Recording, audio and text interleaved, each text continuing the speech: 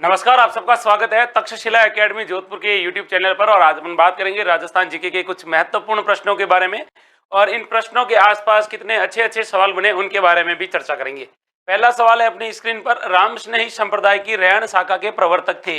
यानी एक संप्रदाय है जिसका नाम है रामस्नेही संप्रदाय, और रामस्नेही संप्रदाय की एक शाखा है जिसका नाम है रैण शाखा। और इस रैण शाखा के प्रवर्तक यानी संस्थापक कौन थे, ये आपको बताना है। संत रामचरण जी, संत दरियाव जी, संत हरिराम दास जी, संत रामानंद जी। खींच के आंसर देना है भाई आपको। अच्छा सवाल है और इजी सवाल है और बेहतरीन तरीके से जवाब देना है। बता दीजिए भाई। Very good. तो आंसर आने शुरू हो गए भाई आपके।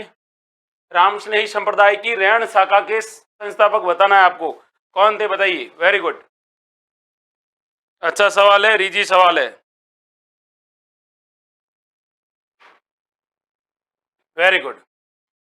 तो आपसे सवाल पूछा गया है, सवाल में सबसे बढ़िया आंसर दिया है कुशल चौधरी ने, सुनील खुमियादा ने, मनीषा मीणा ने, विजय चौधरी ने, चंदा राम ने, नितेश बैरवा ने, करीना इणकिया ने, सुनील खुमियादा में। बता दीजिए भाई। अच्छा सवाल है और इजी सवाल है। रामस्नेही संप्रदाय की रैण शाखा के संस्थापक कौन थे, ये आपको बताना है। वेरी गुड, वेरी गुड, बढ़िया सवाल आ रहे हैं। बीच में थोड़ा सुनील बिश्नोई ने गलत कर दिया है, यानी सुनील बिश्नोई ने एकदम सही बताया है। सवाल आपसे पूछा है रैण शाखा, ये रैण शाखा कहां पर है, ये रैण शाखा है बीकानेर के अंदर। और रैण शाखा बीकानेर के अंदर जो संस्थापक थे वो थे आपके भाई संत दरियाव जी। अब आपसे सवाल पूछा जाएगा कि देखिए भाई रामस्नेही संप्रदाय के प्रवर्तक कौन थे, तो प्रवर्तक थे वो थे रामचरण जी, संस्थापक रामचरण जी थे। लेकिन इनकी चार पीठें हैं अलग अलग, और चार पीठों में से जो रैण शाखा है वो नागौर के, सॉरी रैण शाखा नागौर के अंदर है ना, रैण शाखा है वो नागौर के अंदर है। और इसके संस्थापक थे संत दरियाव जी, ये आपको याद रखना है। जो हरिराम दास जी थे ना, हरिराम दास जी ये थे भाई सिंहतल शाखा के। और सिंहतल शाखा कहां पर है, ये भाई बीकानेर के अंदर है। कहां पर है, बीकानेर के अंदर है। ये भी आपको क्या रखना है, याद रखना है, ठीक है। रामस्नेही संप्रदाय की कुल चार पीठें हैं, जिसमें से एक तो है भाई आपके भीलवाड़ा के अंदर। कहां पर है भाई, भीलवाड़ा के अंदर है, मुख्य मुख्य पीठ है वो। और इसके अलावा आपको याद रखना एक एक खेड़ापा के अंदर, खेड़ापा कहाँ है, जोधपुर के अंदर है। और इसके जो प्रवर्तक थे, इसके जो प्रवर्तक थे वो थे रामदास जी, रामदास जी। ये भी आपको क्या रखना है, याद रखना है। ये भी आपको क्या रखना है भाई, याद रखना है। अच्छा सवाल है, इजी सवाल है। अब देखिए रामस्नेही संप्रदाय के बारे में आपसे सवाल ये पूछा जाएगा कि संस्थापक कौन थे। तो संस्थापक या प्रवर्तक पूछे तो आप कहोगे कि संत रामचरण जी थे। और अगला सवाल आपसे पूछा जाएगा कि बताइए भाई प्रधान पीठ कहाँ है, तो आप कहोगे सर ये भीलवाड़ा के अंदर है प्रधान पीठ। फिर आपसे सवाल ये पूछा जाएगा कि बताइए रामस्नेही संप्रदाय के प्रवर्तक रामचरण जी ने कौन कौन सी पुस्तकें लिखी। और रामचरण जी की जो ग्रंथ है उन ग्रंथों के नाम आपसे पूछा जाएगा, तो आप कहोगे सर इन्होंने लिखी थी एक तो अर्णब वाणी, अर्णब वाणी में अपने क्या दिए थे, उपदेश दिए थे, और इनके उपदेशों का क्या है, संकलन है। फिर आपसे सवाल पूछा जाएगा रामचरण जी के गुरु कौन थे, तो इनके जो गुरु थे उनका नाम याद रखना कृपाराम। हालांकि जो कृपाराम का संबंध था ना वो गुदड़ संप्रदाय से था। किस संप्रदाय से था भाई, गुदड़ संप्रदाय से था। ये भी आपको क्या रखना है, याद रखना है, गुदड़ संप्रदाय। और गुदड़ संप्रदाय के गुरु थे इनके संत कृपाराम जी, ये भी आपको क्या रखना है, याद रखना है। रामस्नेही संप्रदाय की चार पीठें हैं राजस्थान के अंदर, बीकानेर के अंदर है, सिंहतल में, रैण नागौर के अंदर, शाहपुरा भीलवाड़ा के अंदर, और खेड़ापा जोधपुर के अंदर। ये भी आपको याद रखना। एक विशेष बात यह है कि रामस्नेही संप्रदाय के लोग कैसे वस्त्र धारण करते हैं, तो आप क्या कहोगे सर रामस्नेही संप्रदाय के जो होते हैं वो किस प्रकार के वस्त्र धारण करते हैं, भाई आपको याद रखना है। और फिर देखिए इनका एक मेला है फूलडोल मेला, और फूलडोल मेला है ये आयोजित होता है शाहपुरा के अंदर। कहाँ आयोजित होता है, शाहपुरा के अंदर होता है। ये आपको याद रखना है। इसके अलावा आपको ये भी याद रखना है यह मेला कब लगता है, चैत्र कृष्ण एकम को। ये भी आपको क्या रखना है, याद रखना है। सवाल के पास में क्या बनेगा, सवाल बनेगा जो आपको भूलना नहीं है, बिल्कुल ही अच्छे तरीके से याद रखना है। अगला सवाल देखिए, अगला सवाल ये सवाल है जो आपसे पूछ रहा है, अलाउद्दीन खिलजी ने 1311 में जालोर को जीतकर उसका नाम क्या रखा? तो अलाउद्दीन खिलजी ने जालोर को जीता था 1311 में, और जालोर का नाम बदलकर इन्होंने क्या रखा था, ये आपको बताना है। आपके सामने 4 ऑप्शन है, फटाक से आंसर दे दीजिए भाई। Chandaram, Praveen Rana, Nitesh Bairwa, Shrichand, Subhash Jani, CP king. बताइए राइट आंसर, बताइए भाई। Sanju Chaudhary, Praveen Rana, very good. सुभाष जानी, मोहित पांचाल, श्रीचंद, संजू चौधरी, सुनील बिश्नोई। अब देखो भाई राइट आंसर इसका क्या है। एक के बोले तो अलाउद्दीन खिलजी ने 1311 में कौन सा किला जीता? जालोर का किला जीता, और जालोर को जीतने के बाद इसने रखा था जलालाबाद। जालोर का नाम क्या रखा था? जलालाबाद, याद रखना है आपको। जालोर का नाम रखा था जलालाबाद।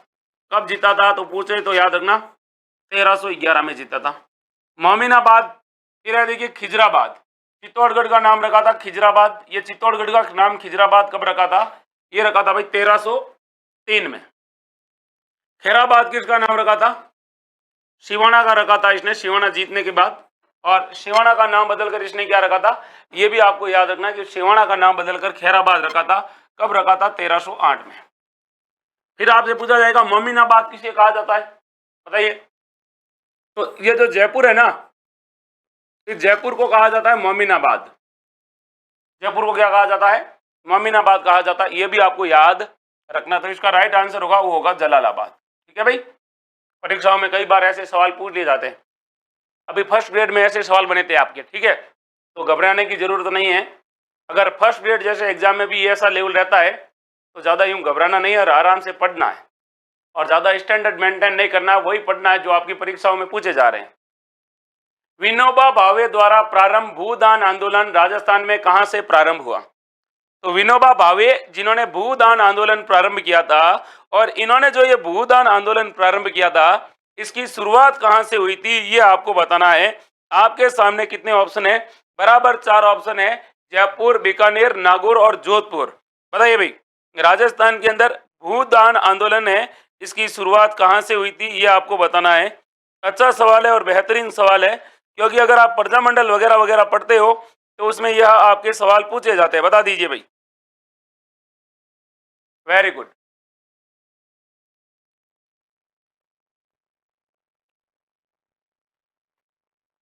अच्छा सवाल है, इजी सवाल है, बेहतरीन सवाल है। तो देखिए, भूदान आंदोलन की शुरुआत कहां से हुई थी? जयपुर, बीकानेर, नागौर या जोधपुर? इसकी शुरुआत बतानी है। निवास गुर्जर, चंदाराम, मुकेश सिंह, विजय चौधरी, निवास गुर्जर, आकांक्षा मकवाणा, सुभाष जानी, सोनू वर्मा। बताइए राइट आंसर क्या है?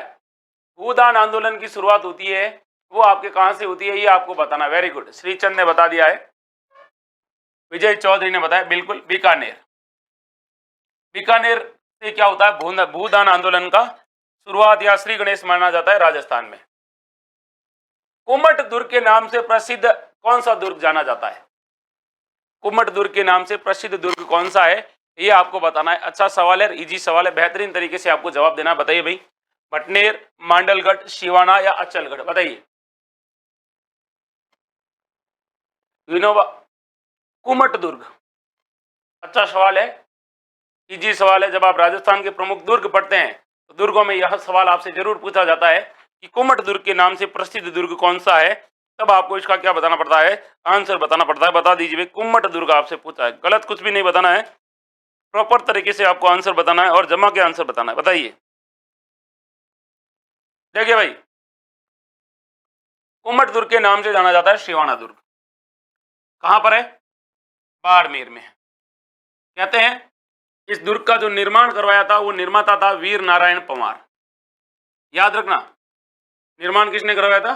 वीर नारायण पंवार। वीर नारायण पंवार, इन्होंने इसका क्या करवाया था? निर्माण करवाया था। और बातें इनके बारे में याद रखना है कि ये जो सिवाना दुर्ग है, इस सिवाना दुर्ग के अंदर कितने साके हुए? तो इसके अंदर साके हुए थे भाई, साके कितने हुए? 2 साके हुए थे। कितने हुए थे? 2। एक हुआ था 1308 के अंदर और एक हुआ था 67-68 के अंदर कल्ला रायमलोत ने यहाँ पर जब शासन किया था उस समय। अब देखिए इस दुर्ग को और भी कहा जाता है कुंभाणा दुर्ग कहा जाता है, कुंभाणा दुर्ग कहा जाता है इसे। इसे और क्या कहा जाता है भाई? तो इसे कहा जाता है मारवाड़ के राठौड़ों की शरण स्थली, मारवाड़ की संकटकालीन राजधानी। मारवाड़ की क्या है भाई? संकटकालीन राजधानी। मारवाड़ के शासकों के ऊपर जब संकट आता था तो यहां पर आते थे, ठीक है। और इसके बाद आपको याद रखना है इसके बारे में और भी सवाल पूछे जाएंगे, जैसे सिवाना का जो दुर्ग है, इस दुर्ग को क्या कहा जाता है? जालोर दुर्ग की कुंजी कहा जाता है। तो ये भी आपको याद रखना है, ये जो किसको क्या कहा जाता है, तो इसे कहा जाता है भाई जालोर दुर्ग है ना, उस जालोर की दुर्ग की कुंजी कहा जाता है, जालोर दुर्ग की कुंजी। ये भी आपको याद रखना है। कहते हैं कि अगर जालोर दुर्ग जीतना है तो सिवाना को जीतना पड़ेगा, इसीलिए 1308 में कमालुद्दीन गुर्ग ने यहाँ पर क्या किया था? आक्रमण किया था। फिर आपको ये भी याद रखना है इस किले के बारे में कि देखिए भाई इस किले का जो परकोटा है, इस परकोटे का निर्माण किसने करवाया? तो सवाल पूछे सिवाना दुर्ग का परकोटा है, इसका निर्माण किसने करवाया? तो इसका निर्माण करवाने वाला शासक था मारवाड़ का शासक मालदेव। किसने करवाया था? मालदेव ने करवाया था। फिर आपसे सवाल पूछा जाएगा कि ये जो किला है, यह जो किला है, इस किले को क्या कहा जाता है भाई? इस किले को कुम्मट दुर्ग इसलिए कहा जाता है क्योंकि यहाँ पर सबसे ज्यादा कुम्मट की झाड़ियां हैं। फिर आपसे सवाल पूछा जाएगा कि ये सवाल इंपॉर्टेंट सवाल ये है कि इसके अंदर कौन सा तालाब बना हुआ है? तो तालाब का नाम याद रखना, भांडेलाव तालाब। और भांडेलाव तालाब जब अलाउद्दीन खिलजी का राजस्थान की विजय हम पढ़ते हैं तो उसमें आपको बताया जाता है कि यहाँ पर एक व्यक्ति था जिसका क्या नाम था भाई? बावला पंवार। और बावला पंवार ने इसके अंदर क्या मिला दिया था? भांडेलाव तालाब के अंदर गौमांस मिला दिया था। ये भी आपको याद होगा, अगर आपने अच्छे से क्या है पढ़ा है तो ये आपको याद होना चाहिए, गौमांस मिला दिया था। इसके अलावा आपको ये भी याद रखना कि ये मैंने यहाँ पर 1582 में होता है ना, 1582 में यहाँ पे साका होता है, 1567 में नहीं होता है। अगला सवाल देखिए, इसी में ही मैं आपको एक बात और बता देता हूं। इस दुर्ग के अंदर राजस्थान के पूर्व मुख्यमंत्री, राजस्थान के पूर्व सीएम थे जिनका नाम था जय नारायण व्यास। और जय नारायण व्यास को यहाँ पर क्या करके रखा गया था? कैद करके रखा गया था। ये भी आपको इस दुर्ग के बारे में क्या रखना है? याद रखना है। फिर आपसे सवाल पूछा जाएगा कि यहाँ पर किसका थड़ा बना हुआ है? तो आप कहोगे, ये सवाल पूछा जाता है कल्ला रायमलोत का थड़ा कहां पर है? तो कल्ला रायमलोत का थड़ा है वो है सिवाना दुर्ग में। इस दुर्ग में है, सिवाना दुर्ग में है। और इसे क्या कहा जाता है? बाड़मेर का क्या कहा जाता है? इसे कहा जाता है बाड़मेर का ताजमहल। बाड़मेर का ताजमहल कहा जाता है, कल्ला रायमलोत के थड़े को कहा जाता है। ये भी आपको इसके बारे में क्या रखना है? याद रखना है। बाकी आपको ये भी पता होना चाहिए कि ये जो यहाँ पर आक्रमण हुआ था इसका वर्णन अलाउद्दीन खिलजी की दरबारी थे जिनका क्या नाम था? अमीर खुसरो ने भी किया है। और एक पुस्तक है जिसका नाम है फरिश्ता, उसमें भी इससे रिलेटेड क्या मिलती है? जानकारी मिलती है। फिर अगला सवाल देखिए, राजस्थान का कौन सा शहर पूर्वी सिंह द्वार कहलाने का गौरव रखता है? तो राजस्थान का पूर्वी सिंह द्वार है वो किसे कहा जाता है? ये आपको बताना है। अच्छा सवाल है और इजी सवाल है, बता दीजिए। कविता मीणा, संजू चौधरी, श्रीचंद, आकांक्षा मकवाना, संदाराम, मोहित पांचाल, मनीषा मीणा, दिनेश पाटीदार, सुभाष जानी। आंसर बता दो भाई फटाक से। बहुत इजी सवाल है, अगर आपने पढ़ा होगा तो आपको याद हो जाएगा।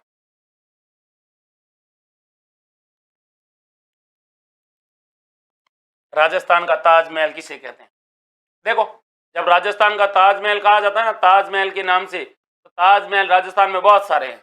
जैसे राजस्थान का ताजमहल पूछे तो आप कहोगे सर ये तो जसवंत थड़ा है, जसवंत थड़ा। फिर आपसे पूछा जाएगा हाड़ौती का ताजमहल किसे कहा जाता है? तो आप कहोगे सर हाड़ौती का ताजमहल कहा जाता है अबली मिनी के महल को, अबली मिनी का जो महल है उसको कहा जाता है। फिर आपसे सवाल पूछा जाएगा इसी में ही कि बताइए भाई आपने शेखावाटी का ताजमहल किसे कहा जाता है? तो शेखावाटी का ताजमहल कहा जाता है खेतड़ी महल को, खेतड़ी महल को कहा जाता है। फिर आपसे पूछा जाएगा दक्षिणी राजस्थान का ताजमहल, तो आप क्या कहोगे?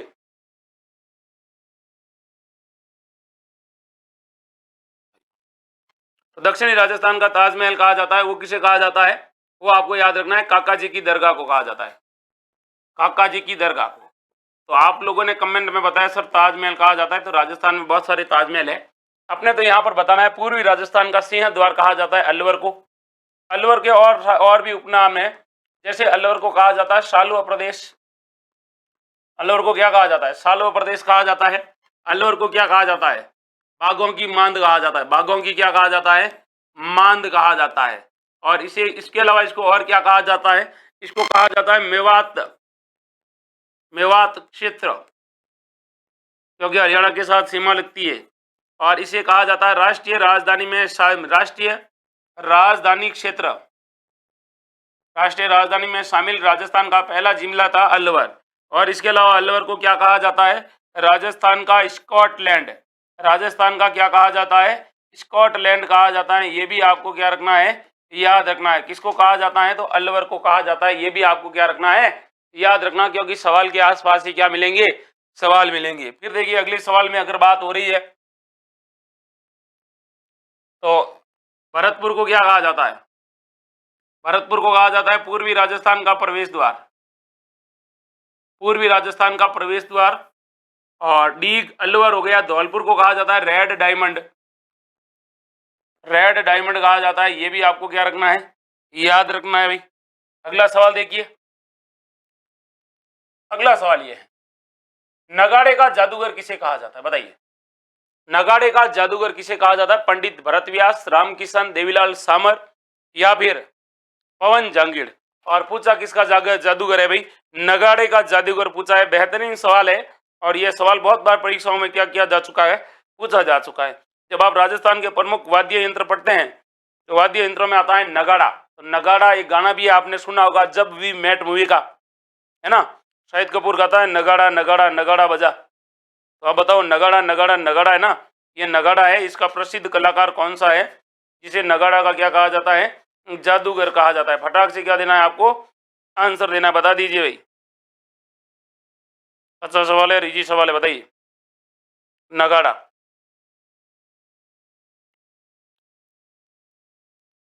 बताइए भाई, नगाड़ा का जादूगर किसे कहा जाता है? तो नगाड़ा का जादूगर कहा जाता है, वो कहा जाता है रामकिशन को।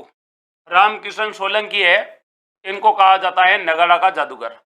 आपको याद रखना है कि ये जो नगाड़ा है ना, ये जो नगाड़ा है, ये नगाड़ा होता है ना, इस नगाड़े के बारे में कहा जाता है कि नगाड़ा को अकेले नहीं बजाया जाता है। नगाड़ा होता है, दो नगाड़ा साथ में होते हैं। और एक नगाड़ा होता है जिसको कहते हैं नर नगाड़ा, और एक होता है मादा नगाड़ा। तो नगाड़े में भी दो प्रकार के नगाड़े होते हैं। एक होता है नर नगाड़ा। नर नगाड़ा होता है, ये बड़ा होता है लेकिन इसकी आवाज़ इतनी अच्छी नहीं होती है, उतनी अच्छी किसकी होती है? मादा नगाड़ा की आवाज़। मादा नगाड़े की आवाज़ होती है, थोड़ी तेज होती है। ये भी आपको याद रखना है। ये भी आपको क्या रखना है? याद रखना है। नर नगाड़ा और मादा नगाड़ा। और फिर आपसे सवाल पूछा जाएगा कि नगाड़ा ये किस प्रकार का वाद्य यंत्र है? नगाड़ा, तो आप कहोगे सर नगाड़ा अवनद वाद्य यंत्र है। कैसा वाद्य यंत्र है? अवनद वाद्य यंत्र है, क्योंकि ये जो किससे बनाया जाता है? यह खाल से बनाया जाता है। खाल से बनाया जाता है।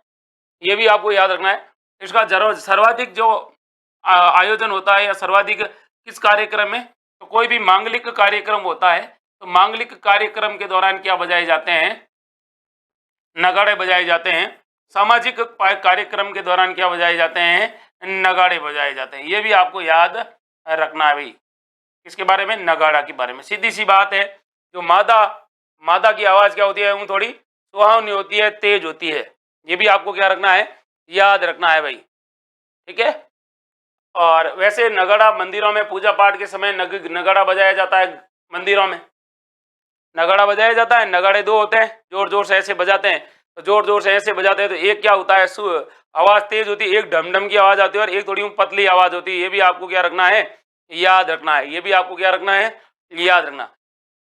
हाँ, मादा नगाड़े की आवाज़ तेज ही होती है। मेरे हिसाब से मादा की आवाज़ सुन सुन के आप परेशान हो चुके हो, इसलिए आपको क्या लग रही है? थोड़ी तेज लग रही है। घबराना नहीं। हाँ, कुछ लोग ऐसे हैं जो बैठे हैं अभी, वो कह रहे हैं सर हमें तो सुनाई दे, चाहे तेज सुनाई दे वैसे भी सुनाई दे, हमको तो मादा की आवाज़ ही सुननी है। तो इनके भी किस्मत में लिखा हुआ है मादा की आवाज़ तो इनको ज़रूर सुनाई देगी। यह मानव निर्मित नहीं बल्कि फरिश्तों द्वारा बनाया लगता है। मेहरानगढ़ दुर्ग के संबंध में यह कथन किस व्यक्ति का है, बता दीजिए भाई। कर्नल जेम्स टॉड का, अबुल फजल का, औरंगजेब का, रुडयार्ड किपलिंग का। अच्छे से आपको क्या देना है, जवाब देना है, बता दीजिए भाई। अच्छा सवाल है, इजी सवाल है। सुनील खुमियादा, सुभाष जानी, मनीषा गोस्वामी, पवन, दिनेश पाटीदार, अजय अग्रवाल वीडियोस। फटाक से आंसर बता दीजिए भाई। लक्ष्मी सैनी, राकेश बैरवार, रोहित राज, सोनू वर्मा, प्रवीण राणा, संजू चौधरी, लक्ष्मी सैनी, मुन्नी राठी, निवास गुर्जर। बता दीजिए भाई। चंदाराम। मानव निर्मित नहीं बल्कि फरिश्तों द्वारा बनाया गया लगता है। मेहरानगढ़ दुर्ग के संबंध में यह बात कहने वाला आदमी था रुडयार्ड किपलिंग। रुडयार्ड किपलिंग ने मेहरानगढ़ दुर्ग के बारे में कहा था कि यह फरिश्तों द्वारा बनाया हुआ लगता है। और इसी आदमी ने एक किला और है जिसका नाम है तारागढ़ किला। और तारागढ़ कौन सा वाला, बूंदी वाला। और इस आदमी ने तारागढ़ दुर्ग के बारे में क्या कहा था, तारागढ़ दुर्ग के बारे में रुडयार्ड किपलिंग ने कहा था कि भाई इस किले का निर्माण है वो किन्होंने किया है, यहाँ इसका निर्माण किया है भूतों व प्रेतों ने। तो सवाल पूछा जाएगा किस दुर्ग के बारे में किस विद्वान का मत है कि इसका निर्माण भूतों व प्रेतों ने किया। तो तारागढ़ बूंदी। और किस व्यक्ति ने कहा था कि इसका निर्माण परियों व फरिश्तों के द्वारा बनाया गया है, तो वो मेहरानगढ़ दुर्ग के दोनों कहने वाला रुडयार्ड किपलिंग है। आप लोगों ने एक मूवी देखी होगी जंगल बुक। और ये जो जंगल बुक है, गली गली में पता चला है, चड्डी पहन के फूल खिला है, ये जो बुक है ये रुडयार्ड किपलिंग ने ही लिखी थी। किसने लिखी थी, रुडयार्ड किपलिंग ने लिखी थी। ये भी आपको क्या रखना है, याद रखना है। दिनेश परमार, लोगार मीणा, जीरो बॉयज, ऋषिकेश कुमावत, नवीन वर्मा, राकेश बैरवा, कविता। अगला सवाल देखिए भाई। और अगला सवाल है ये वाला, किस किले को जमीन का जेवर कहा जाता है, बताइए। जमीन का क्या कहा जाता है, जेवर कहा जाता है। और कौन से किले को कहा जाता है, जूनागढ़, कुंभलगढ़, तारागढ़ या जयगढ़। बेहतरीन सवाल है। जमीन का जेवर किसे कहा जाता है, बता दीजिए भाई। चार ऑप्शन है आपके सामने, खींच के आपको क्या देना है, जवाब देना है। फटाफट से जवाब दीजिए भाई। बेहतरीन सवाल का बेहतरीन तरीके से क्या होना चाहिए, आंसर होना चाहिए कि किस किले को जमीन का जेवर कहा जाता है। Laxmi Saini, Rishikesh Kumawat, Sunil Khumiyada, zero boys, Laxmi Saini, Nitesh Bairwa, Sonu Verma. फटाक से आंसर दे दीजिए भाई। किस किले को जमीन का क्या कहा जाता है, जेवर कहा जाता है। जेवर का मतलब क्या होता है भाई, जेवर का मतलब क्या होता है भाई, जेवर का मतलब क्या होता है, जेवर का मतलब होता है भाई, बताइए फटाक से। आभूषण। अच्छा सवाल है, इजी सवाल है। किस किले को कहा जाता है, बताइए।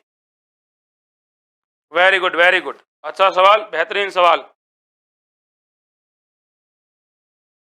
बताइए बताइए बताइए बताइए। गलत कुछ भी नहीं करना है, आप सही दिशा में जा रहे हो, लेकिन आपको गलत नहीं बताना है। बताइए। Very good, very good. तो देखिए एक किला है जिसका नाम है जूनागढ़ किला, बीकानेर के अंदर है। स्थल दुर्ग है, स्थल दुर्ग है। निर्माण करवाते थे, निर्माता थे राय सिंह। निर्माता कौन थे, राय सिंह थे। और किसकी देख रेख में बनाया था ये, किसकी देख रेख में, तो इसको जिसकी देख रेख में बनाया गया था उसका नाम था करमचंद पवार। ये भी आपको याद रखना है क्योंकि राय सिंह ज्यादातर मुगलों के साथ, मुगल इधर उधर हमेशा अभियानों में रहते थे, इसलिए। तो जूनागढ़ दुर्ग को जमीन का क्या कहा जाता है, जेवर कहा जाता है। ये भी आपको क्या रखना है, याद रखना है भाई। अगला सवाल, और अगला सवाल है ये वाला।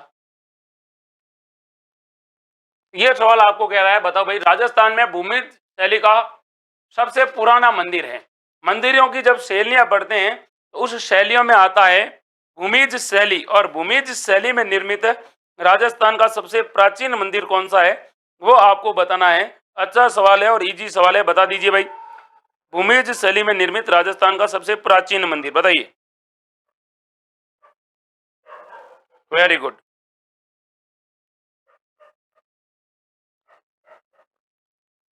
भूमिज शैली, बताइए।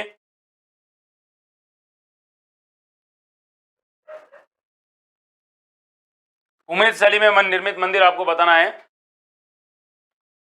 जानवी यादव, बिना जाट, AAO, राम सेन, बताइए फटाक से आंसर बताइए भाई।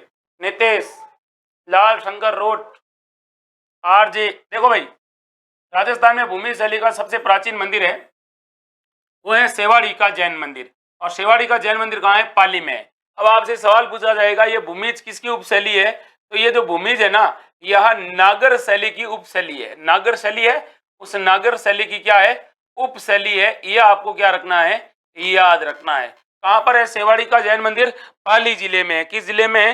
पाली जिले के अंदर है। ये आपको याद रखना है भाई, ये आपको क्या रखना है? याद रखना। इसमें क्या होता है, जो प्रदक्षिणा होती है ना, जैसे ये मंदिर है, इस मंदिर के अंदर जो प्रदक्षिणा होती है चारों ओर की, वो क्या होती है? वो आपको याद रखना है कि भाई ये जो होती है वो ऊपर इनके छत होती है। ऊपर इनके क्या होती है? छत होती है, बाकी ये खुली नहीं होती है। ये भी आपको याद रखना है। अगला सवाल है, और अगला सवाल वो आपसे पूछ रहा है, और आपसे पूछ रहा है, बताओ मेरे भाई, उत्तरी अरावली की सबसे ऊंची चोटी कौन सी है?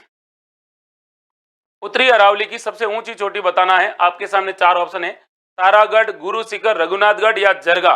खींच के आपको आंसर देना है, क्योंकि अगर आप राजस्थान को पढ़ते हो तो राजस्थान के अंदर अरावली को 3 भागों में आपने पढ़ा है। कितने भागों में पढ़ा है? 3 भागों में काट कर पढ़ा है। तो बता दीजिए, राजस्थान के भौतिक भाग में अरावली पढ़ते हो आप? अरावली पढ़ते हो? तो अरावली के अंदर आपको बताना है कि अरावली का जो सबसे उत्तरी क्षेत्र है, और उत्तरी क्षेत्र के अंदर आपको बताना है कि इसकी सबसे ऊंची चोटी कौन सी है उत्तरी अरावली की, बताइए। अच्छा सवाल है, इजी सवाल है, बताइए भाई।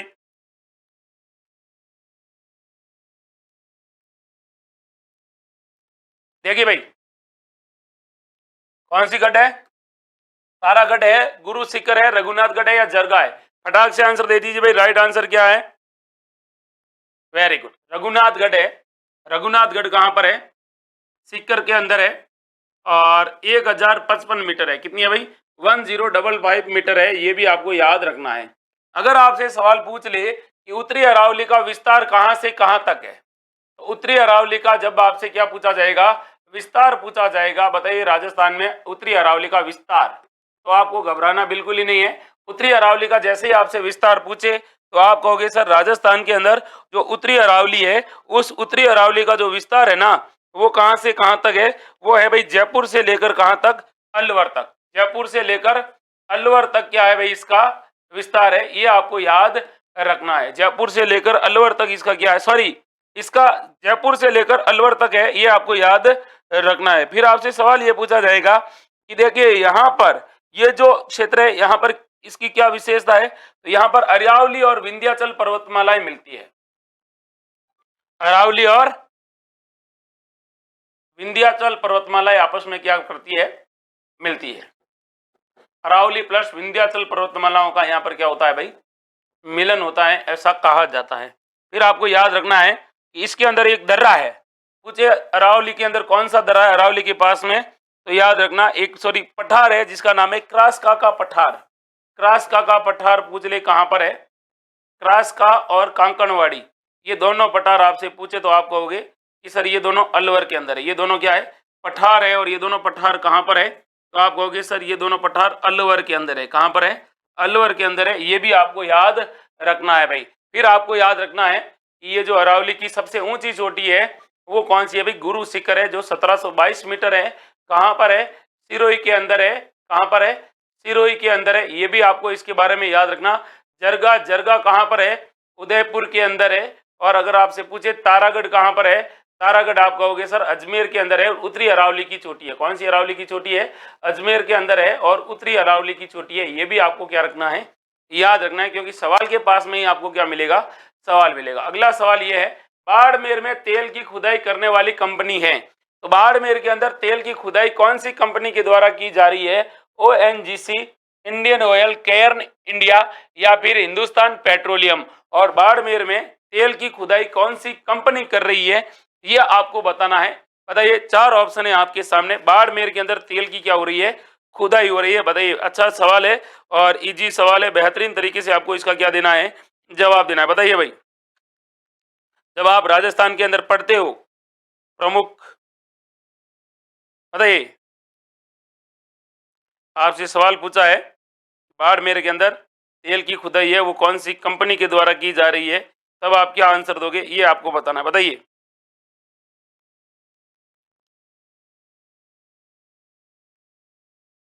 बाड़मेर में तेल की जो खुदाई करने वाली कंपनी है वो कौन सी है, वेरी गुड। देखिए भाई, अनुमानित आप लोगों के सवाल क्या हो रहे हैं, गलत हो रहे हैं। क्या हो रहे हैं भाई, गलत हो रहे हैं। आपको तैयारी की सख्त जरूरत है, क्योंकि आप कह रहे हो कि सर इसमें केयर्न एनर्जी है। ये जो केयर्न इंडिया है ना, ये क्या कर रही है, तेल की खोज कर रही है, ये केवल खोज कर रही है।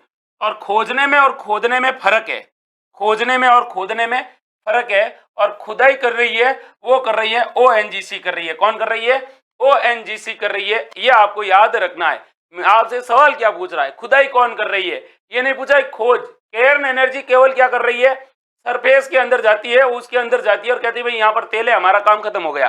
और ये जो केयर्न एनर्जी है, ये खोज करने वाली कंपनी, और ये स्कॉटलैंड की है। कहाँ की है भाई, स्कॉटलैंड की है, ये भी आपको याद रखना है, यूरोपीय कंपनी है। फिर अगला सवाल देखिए, इसी के अंदर जब बाड़मेर के अंदर तेल की बात हो ही गई है, तो आपसे सवाल ये पूछा जाएगा कि ये जो पेट्रोलियम है ये किस प्रकार की चट्टानों में पाया जाता है। तो पेट्रोलियम जो भी होता है वो हमेशा ध्यान रखना अवसादी चट्टानों के अंदर पाया जाता है। किसके चट्टानों के अंदर पाया जाता है, अवसादी चट्टानें होती है परतदार, और अवसादी चट्टानों में ये क्या किया जाता है, पाया जाता है। फिर आपसे सवाल पूछा जाएगा, पेट्रोलियम को शुद्ध करने के लिए कौन सी विधि अपनाई जाती है।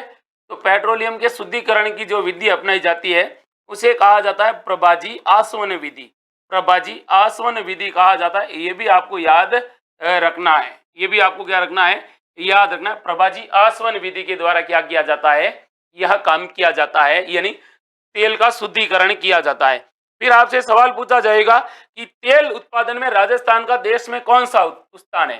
तो तेल उत्पादन में राजस्थान का देश में स्थान है वो है पांचवा, पांचवा स्थान है। वर्तमान में अरब सागर के अंदर एक अपना बॉम्बे हाई है, जो एक रिफाइनरी है जो बॉम्बे के अंदर लगी हुई है, समुद्र के अंदर, वहां से सबसे ज्यादा हो रहा है। राजस्थान का स्थान है पांचवा, ये भी आपको क्या रखना है, याद रखना है। फिर आपसे सवाल ये पूछा जाएगा इसी सवाल से रिलेटेड कि देखिए भाई, ओएनजीसी यहाँ पर क्या कर रही है, तेल की खुदाई कर रही है। और ओएनजीसी का मुख्यालय अगर आपसे पूछा जाएगा कि बताइए भाई, बाड़मेर में तेल की खुदाई करने वाली ओएनजीसी कंपनी का मुख्यालय कहाँ है, तो आप कहोगे सर इसका मुख्यालय तो जयपुर के अंदर है। हेड ऑफिस कहाँ है, हेड ऑफिस है वो है आपके, मुख्यालय है वो है जयपुर के अंदर। ये भी आपको क्या रखना है, याद रखना है। मैं अभी रिफाइनरी तक नहीं गया हूं, मैं केवल बाड़मेर के अंदर तेल के कुओं की बात कर रहा हूं। फिर आपको याद रखना है इसके अंदर के बाड़मेर के अंदर अपने तेल के अंदर कौन कौन से कुएं हैं। तो देखिए, बाड़मेर के अंदर तेल के प्रमुख कुएं हैं जिनका नाम, एक है मंगला, एक का नाम है सरस्वती। कौन सी वती, सरस्वती। एक का नाम है रागेश्वरी, रागेश्वरी। एक का नाम क्या है भाई, एक का नाम आपको याद रखना है, रागेश्वरी हो गया, सरस्वती हो गया, ऐश्वर्या। क्या है, ऐश्वर्या है, तेल का कुआं। तो ये बाड़मेर के अंदर क्या है, तेल के क्या है, प्रमुख कुएं हैं। ये भी आपको क्या रखना है, याद रखना है। क्या रखना है आपको, याद रखना है भाई, क्योंकि यहां से क्या मिले हैं, तेल की खोज हुई है। ठीक है, अगले सवाल को देखते हैं। और अगला सवाल अपनी स्क्रीन पर क्या कह रहा है वो देखिए। अगला सवाल आपसे पूछ रहा है, और वो आपसे पूछ रहा है, बताओ भाई, राजस्थान में तंबाकू का सबसे अधिक उत्पादन किस जिले में होता है। तो आप लोग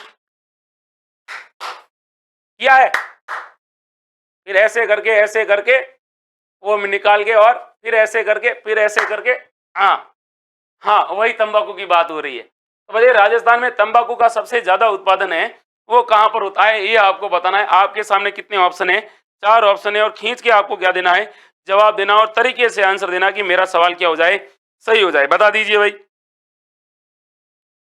अच्छा सवाल है, इजी सवाल है, अच्छे से आपको क्या देना है, आंसर देना है, बता दीजिए। Very good. और वीडियो को भाई ज्यादा से ज्यादा लाइक करने हैं, ताकि आपको भी फायदा हो, आपको भी क्या हो, फायदा हो, ये आपको बताना है। बताइए, तंबाकू का सबसे ज्यादा उत्पादन कहाँ होता है, बता दीजिए भाई।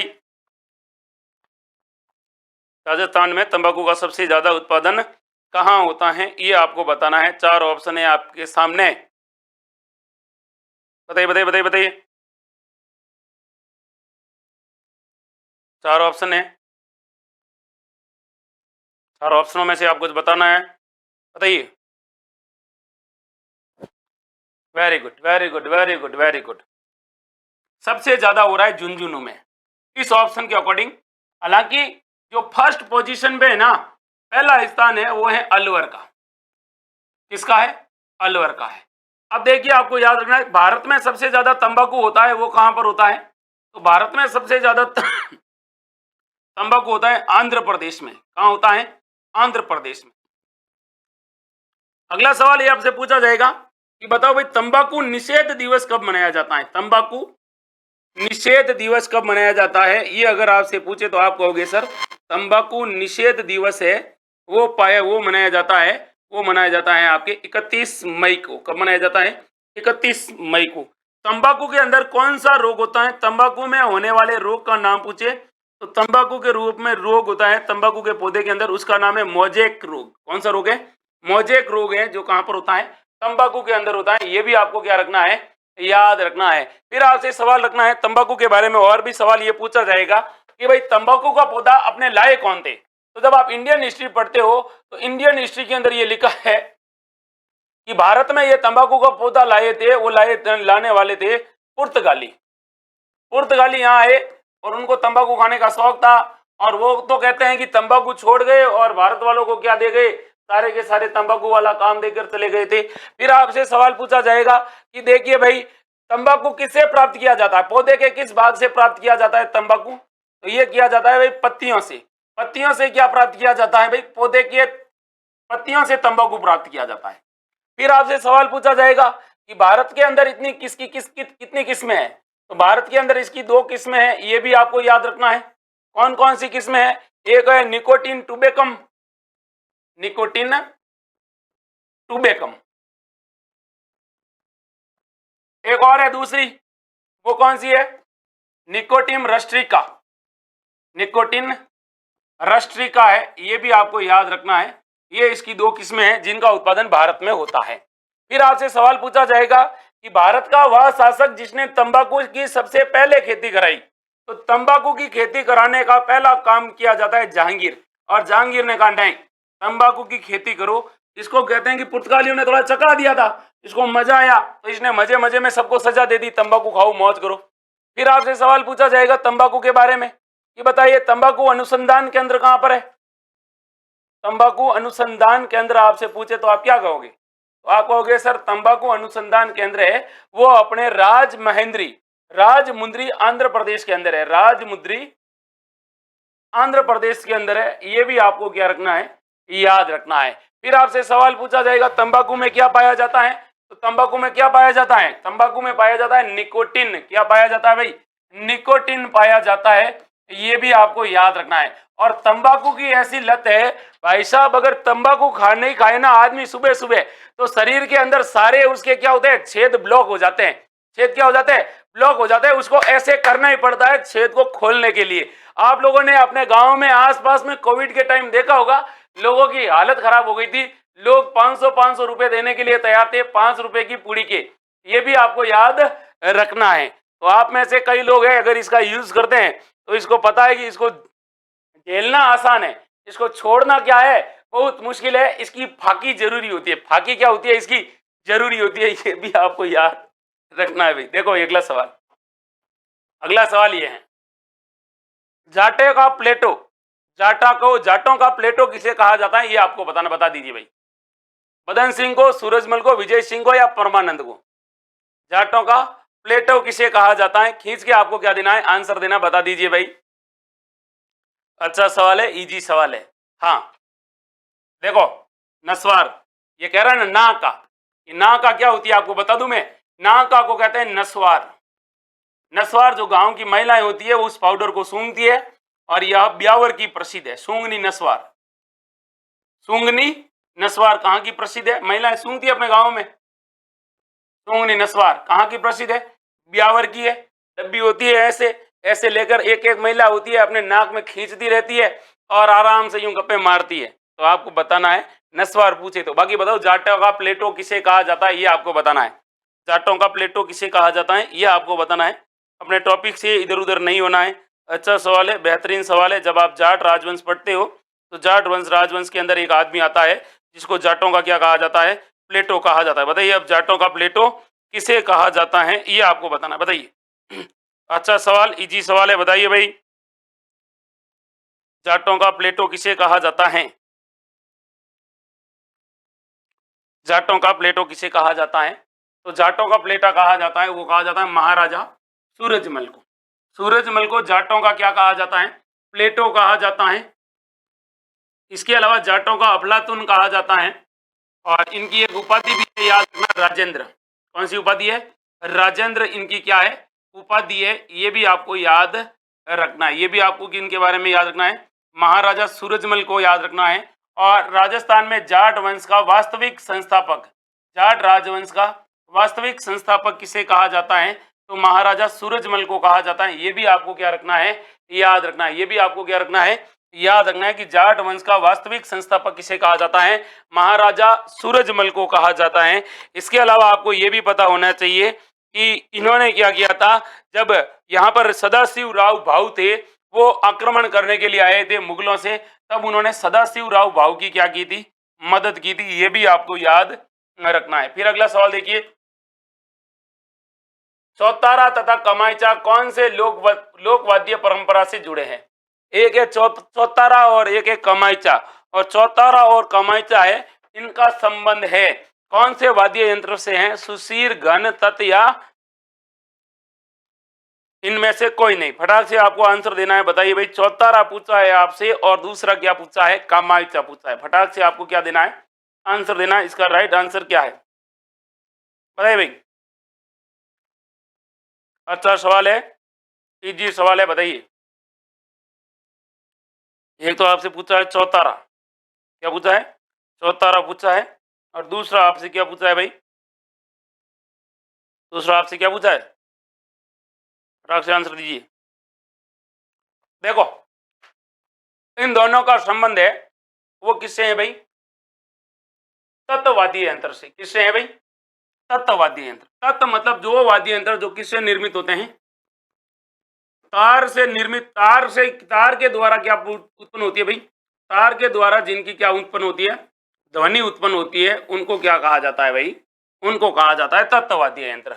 अब आपको यह भी याद रखना है, चौतारा के बारे में आपसे अगर सवाल पूछे तो देखिए चौतारा को क्या कहा जाता है, चौतारा को कहा जाता है तंदूरा। क्या कहा जाता है, तंदूरा कहा जाता है। कितने तार होते हैं, तो इसके अंदर 4 तार होते हैं। कितने तार होते हैं, 4 तार होते हैं। ये भी आपको याद रखना है। इसके अलावा आपको याद रखना है कि इसे स्थानीय भाषा में क्या कहते हैं, तो स्थानीय भाषा में इसको कहते हैं वेणो। वेणो नहीं, वेणो कहा जाता है इसको, ये भी आपको याद रखना है। इसके अलावा इसको बजाने के लिए जो अंगुलियां होती है, उन अंगुलियों में क्या पहना जाता है, तो अंगुलियों को अंदर, इसको बजाते समय अंगुलियों के अंदर तारों से ऐसे लगे नहीं, तो इसके लिए क्या पहना जाता है, मिजराब पहना जाता है। और मिजराब पहनकर इसको क्या किया जाता है, बजाया जाता है, मिजराब पहना जाता है। ये भी आपको याद रखना है। इसके अलावा आपसे सवाल पूछा जाएगा, इसका सर्वाधिक प्रयोग कब होता है, तो रामदेव जी के भजनों में। रामदेव जी के भजन गाते हैं ना, उस समय इसका सबसे ज्यादा क्या होता है भाई, प्रयोग होता है। ये भी आपको याद रखना है। अपने जोधपुर के अंदर एक गांव है केतु गांव जोधपुर, और केतु गांव जोधपुर है ना, ये इसके निर्माण के लिए प्रसिद्ध है। किसके निर्माण के लिए, चौतारा या तंदूरा निर्माण के लिए क्या है, प्रसिद्ध है। ये भी आपको याद रखना है। तो पहली बात तो अपनी किसकी हुई है भाई, चौतारा या तंदूरा की हुई है। और चौतारा या तंदूरा के बाद में एक आपका वाद्य यंत्र है कामाईचा, और कामाईचा के अंदर भी आपको याद रखना है कि भाई ये कामाईचा क्या है। तो जब भी आपसे सवाल पूछा जाएगा किससे रिलेटेड, कामाईचा से रिलेटेड, आप क्या कहोगे, सर ये जो कामाईचा है यह तत्ववाद्य यंत्र है। कैसा वाद्य यंत्र है, तत्ववाद्य यंत्र है। इसके अंदर कुल कितने तार होते हैं, 16 तार होते हैं। कितने तार होते हैं, तार कितने होते हैं, 16 तार होते हैं। इसके अलावा आपको याद रखना 3 मुख्य तार होते हैं ना, वो 3 मुख्य तार किसके बनाए जाते हैं, 3 मुख्य तार होते हैं, वो होते हैं बकरे की जो होती है ना आंत, उस बकरे की आंत से बनाए जाते हैं। बकरे की आंत, अंतड़िया, आंत से बनाए जाते हैं। और कहते हैं कि इसका जो गज होता है, इसको गज की सहायता से बजाया जाता है। और इसके गज में कुल कितने तार होते हैं, ये भी आपसे सवाल पूछ ले तो इसके गज में होते हैं 27 तार। कितने तार होते हैं, 27 तार होते हैं। और याद रखना है कि ये जो कमाइचा होता है, इस कमाइचा है यह ईरानी वाद्य यंत्र है। कैसा वाद्य यंत्र है? ईरानी वाद्य यंत्र है, यानी ईरान से इसका क्या माना जाता है? उद्गम माना जाता है। और याद रखना है आपको कि ये जो गज होता है ना, ये जो गज, इस गज के जो तार होते हैं वो तार किससे निर्मित हैं, ये याद रखना। तो इसके होते हैं, घोड़ा होता है ना, उस घोड़े की पूंछ के बाल होते हैं। घोड़ा होता है, घोड़ा की जो पूंछ होती है, उस पूंछ के बाल से ये क्या होता है? निर्मित होता है। ये भी आपको इसके बारे में क्या रखना है? याद रखना है। ये भी इसके बारे में आपको क्या रखना है? याद रखना है इसके बारे में। फिर आपसे पूछा जाएगा प्रसिद्ध वाद्य को बजाने वाला कलाकार कौन है? तो शाकर खां। और शाकर खां को कमाइचा का प्रथम प्रसिद्ध वाद्य यंत्र कहा जाता है। और इनका संबंध जैसलमेर से है। किसका, कहां से है? जैसलमेर से है। ये भी आपको याद रखना। और इसको कमाइचा का जादूगर कहा जाता है। कमाइचा का क्या कहा जाता है? जादूगर कहा जाता है। ये भी आपको इसके बारे में क्या रखना है? याद रखना है। तो कमाइचा और चौतारा है, ये तीनों दोनों किस प्रकार के वाद्य यंत्र है? तत्व वाद्य यंत्र है। ये आपको याद रखना है। हाँ, अब देखिए, मैं आपके ये सेव कर रहा हूं। आपको टेलीग्राम चैनल का जो लिंक दिख रहा है, उस टेलीग्राम को आप ज्वाइन करोगे तो ये सारी आपको वहीं पर मिल जाएगी। अगला सवाल है, किस नदी को राजस्थान में मसूरदी नदी के नाम से जाना जाता है? तो राजस्थान की वह नदी जिसे किस नाम से जाना जाता है भाई? मसूरदी नदी के नाम से जाना जाता है, वो आपको बताना है। कुशाल चौधरी, विजय चौधरी, चंदाराम, एम के जाटनी, सोनू वर्मा। फटाक से आपको क्या देना है? आंसर देना है। और आपसे सवाल क्या पूछा है? राजस्थान की वह नदी जिसको मसूरदी के नाम से क्या किया जाता है भाई? जाना जाता है। अच्छा सवाल है, इजी सवाल है। अगर आपने इस मसूरदी को पढ़ा होगा तो आपको याद होना चाहिए ये मसूरदी नदी है, ये कहां पर बहती है और इसकी क्या विशेषता है, बताइए। अच्छा सवाल, इजी सवाल है, बताइए। Very good, very good. Kankni नदी। कांकने को क्या कहा जाता है? मसूरदी नदी कहा जाता है। अब इसके बारे में अगर आपसे पूछा जाएगा कांकनी या फिर मसूरदी के बारे में, तो आप कहोगे सर इसका जो उद्गम होता है ना, इसका जो उद्गम होता है वो उद्गम कहां से होता है? वो होता है कोटरी गांव से। कहां से? कोटरा गांव जैसलमेर है, कोटरा गांव जैसलमेर से इसका क्या होता है? उद्गम होता है। ये आपको पहला सवाल तो इसके बारे में ये याद रखना है। दूसरा सवाल आपको याद रखना है कि इसकी क्या विशेषता है। तो ये भाई मार्ग बार बार बदलती है। और इसके उपनाम में ध्यान रखना, उपनाम में मसूरदी को क्या कहा जाता है? कांकने कहा जाता है।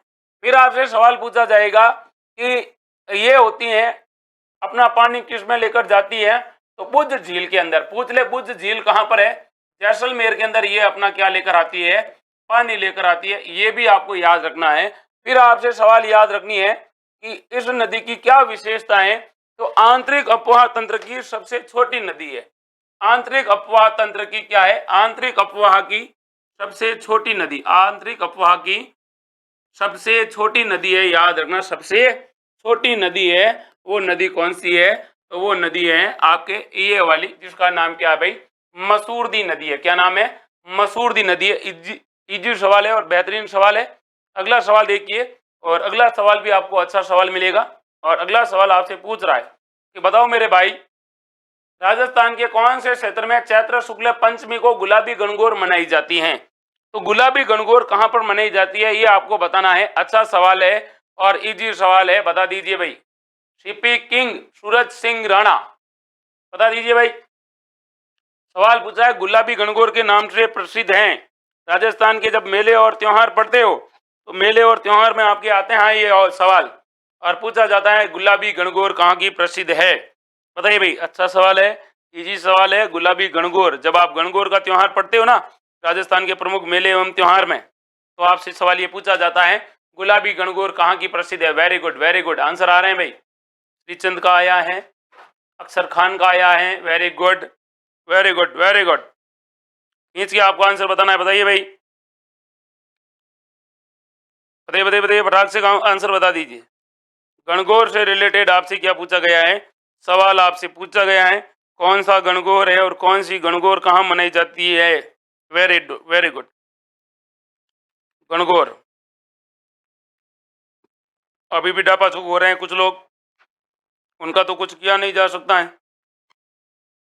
तो बताइए भाई, गणगौर चैत्र महीने में मनाई जाती है। गणगौर किस महीने में मनाई जाती है? चैत्र महीने में क्या मनाई जाती है? गणगौर मनाई जाती है, ये आपको याद रखना है। और गुलाबी गणगौर कहाँ मनाई जाती है? नाथ द्वारा में मनाई जाती है। सवाल आपसे पूछा जाएगा कौन सी रियासत है वो गणगौर नहीं मनाती है? तो बूंदी रियासत में क्या नहीं मनाई जाती है? गणगौर नहीं मनाई जाती है। बूंदी रियासत में क्या नहीं मनाई जाती है? गणगौर नहीं मनाई जाती है, क्योंकि ऐसा कहा जाता है कि जब बूंदी के शासक थे जैत सिंह, और जैत सिंह के भाई थे जिनका नाम था जोत सिंह हाड़ा, और जोत सिंह हाड़ा गणगौर के दिन कहते हैं कि गणगौर की प्रतिमा के साथ जैत सागर झील में डूब जाते हैं, इसलिए यहाँ पर एक लाइन प्रसिद्ध हो गई थी, हाड़ो ले डूबियो गणगौर, हाड़ो ले डूबियो गणगौर। तो सवाल पूछा जाएगा राजस्थान की एकमात्र रियासत है जहां पर क्या नहीं मनाई जाती है? गणगौर नहीं मनाई जाती है। तो आप क्या कहोगे सर? बूंदी रियासत है। लेकिन आपसे सवाल ये पूछा जाएगा कि गणगौर प्रसिद्ध कहाँ की है? तो गणगौर है, अगर आपसे पूछे प्रसिद्ध कहाँ की है, तो गणगौर प्रसिद्ध है भाई जयपुर की। प्रसिद्ध कहाँ की है भाई? जयपुर की प्रसिद्ध है। और गणगौर की जो सवारी है वो भी कहाँ की प्रसिद्ध है? जयपुर की प्रसिद्ध है। ये भी आपको गणगौर के बारे में क्या रखना है? याद रखना है। फिर आपसे सवाल पूछा जाएगा गणगौर से रिलेटेड कितना दिन मनाया जाता है? गणगौर चलता है भाई 18 दिन तक मनाया जाने वाला त्योहार है। फिर आपसे सवाल ये पूछा जाएगा, बताइए भाई धींगा गणगौर कहाँ की प्रसिद्ध है? धींगा गणगौर। और अगर धींगा गणगौर की बात आपसे पूछे कि बताइए धींगा गणगौर कहाँ की प्रसिद्ध है? उदयपुर की प्रसिद्ध है। कहाँ की प्रसिद्ध है? उदयपुर की प्रसिद्ध है। और आपसे सवाल पूछा जाएगा धींगा गणगौर और कहाँ की प्रसिद्ध है? जोधपुर की प्रसिद्ध है। आपको यह भी पता होगा जोधपुर के अंदर एक मेला लगता है बैतमार मेला। बैतमार मेला कब लगता है? गणगौर के दिन ही लगता है। गणगौर के दिन बैतमार मेला जोधपुर शहर में लगता है। ये भी आपको क्या रखना है? याद रखना है। फिर आपसे सवाल पूछा जाएगा बीना ईसर की गणगौर कहाँ मनाई जाती है? तो बीना ईसर की गणगौर है वो आपको याद रखना है, मनाई जाती है जैसलमेर में, क्योंकि जैसलमेर के अंदर ईसर जी को उठाकर लेकर गए थे बीकानेर वाले, और जैसलमेर वाले उनको वापस नहीं लेकर आए, इसीलिए बीना ईसर की गणगौर है वो आपको बतानी है कहाँ पर मनाई जाती है?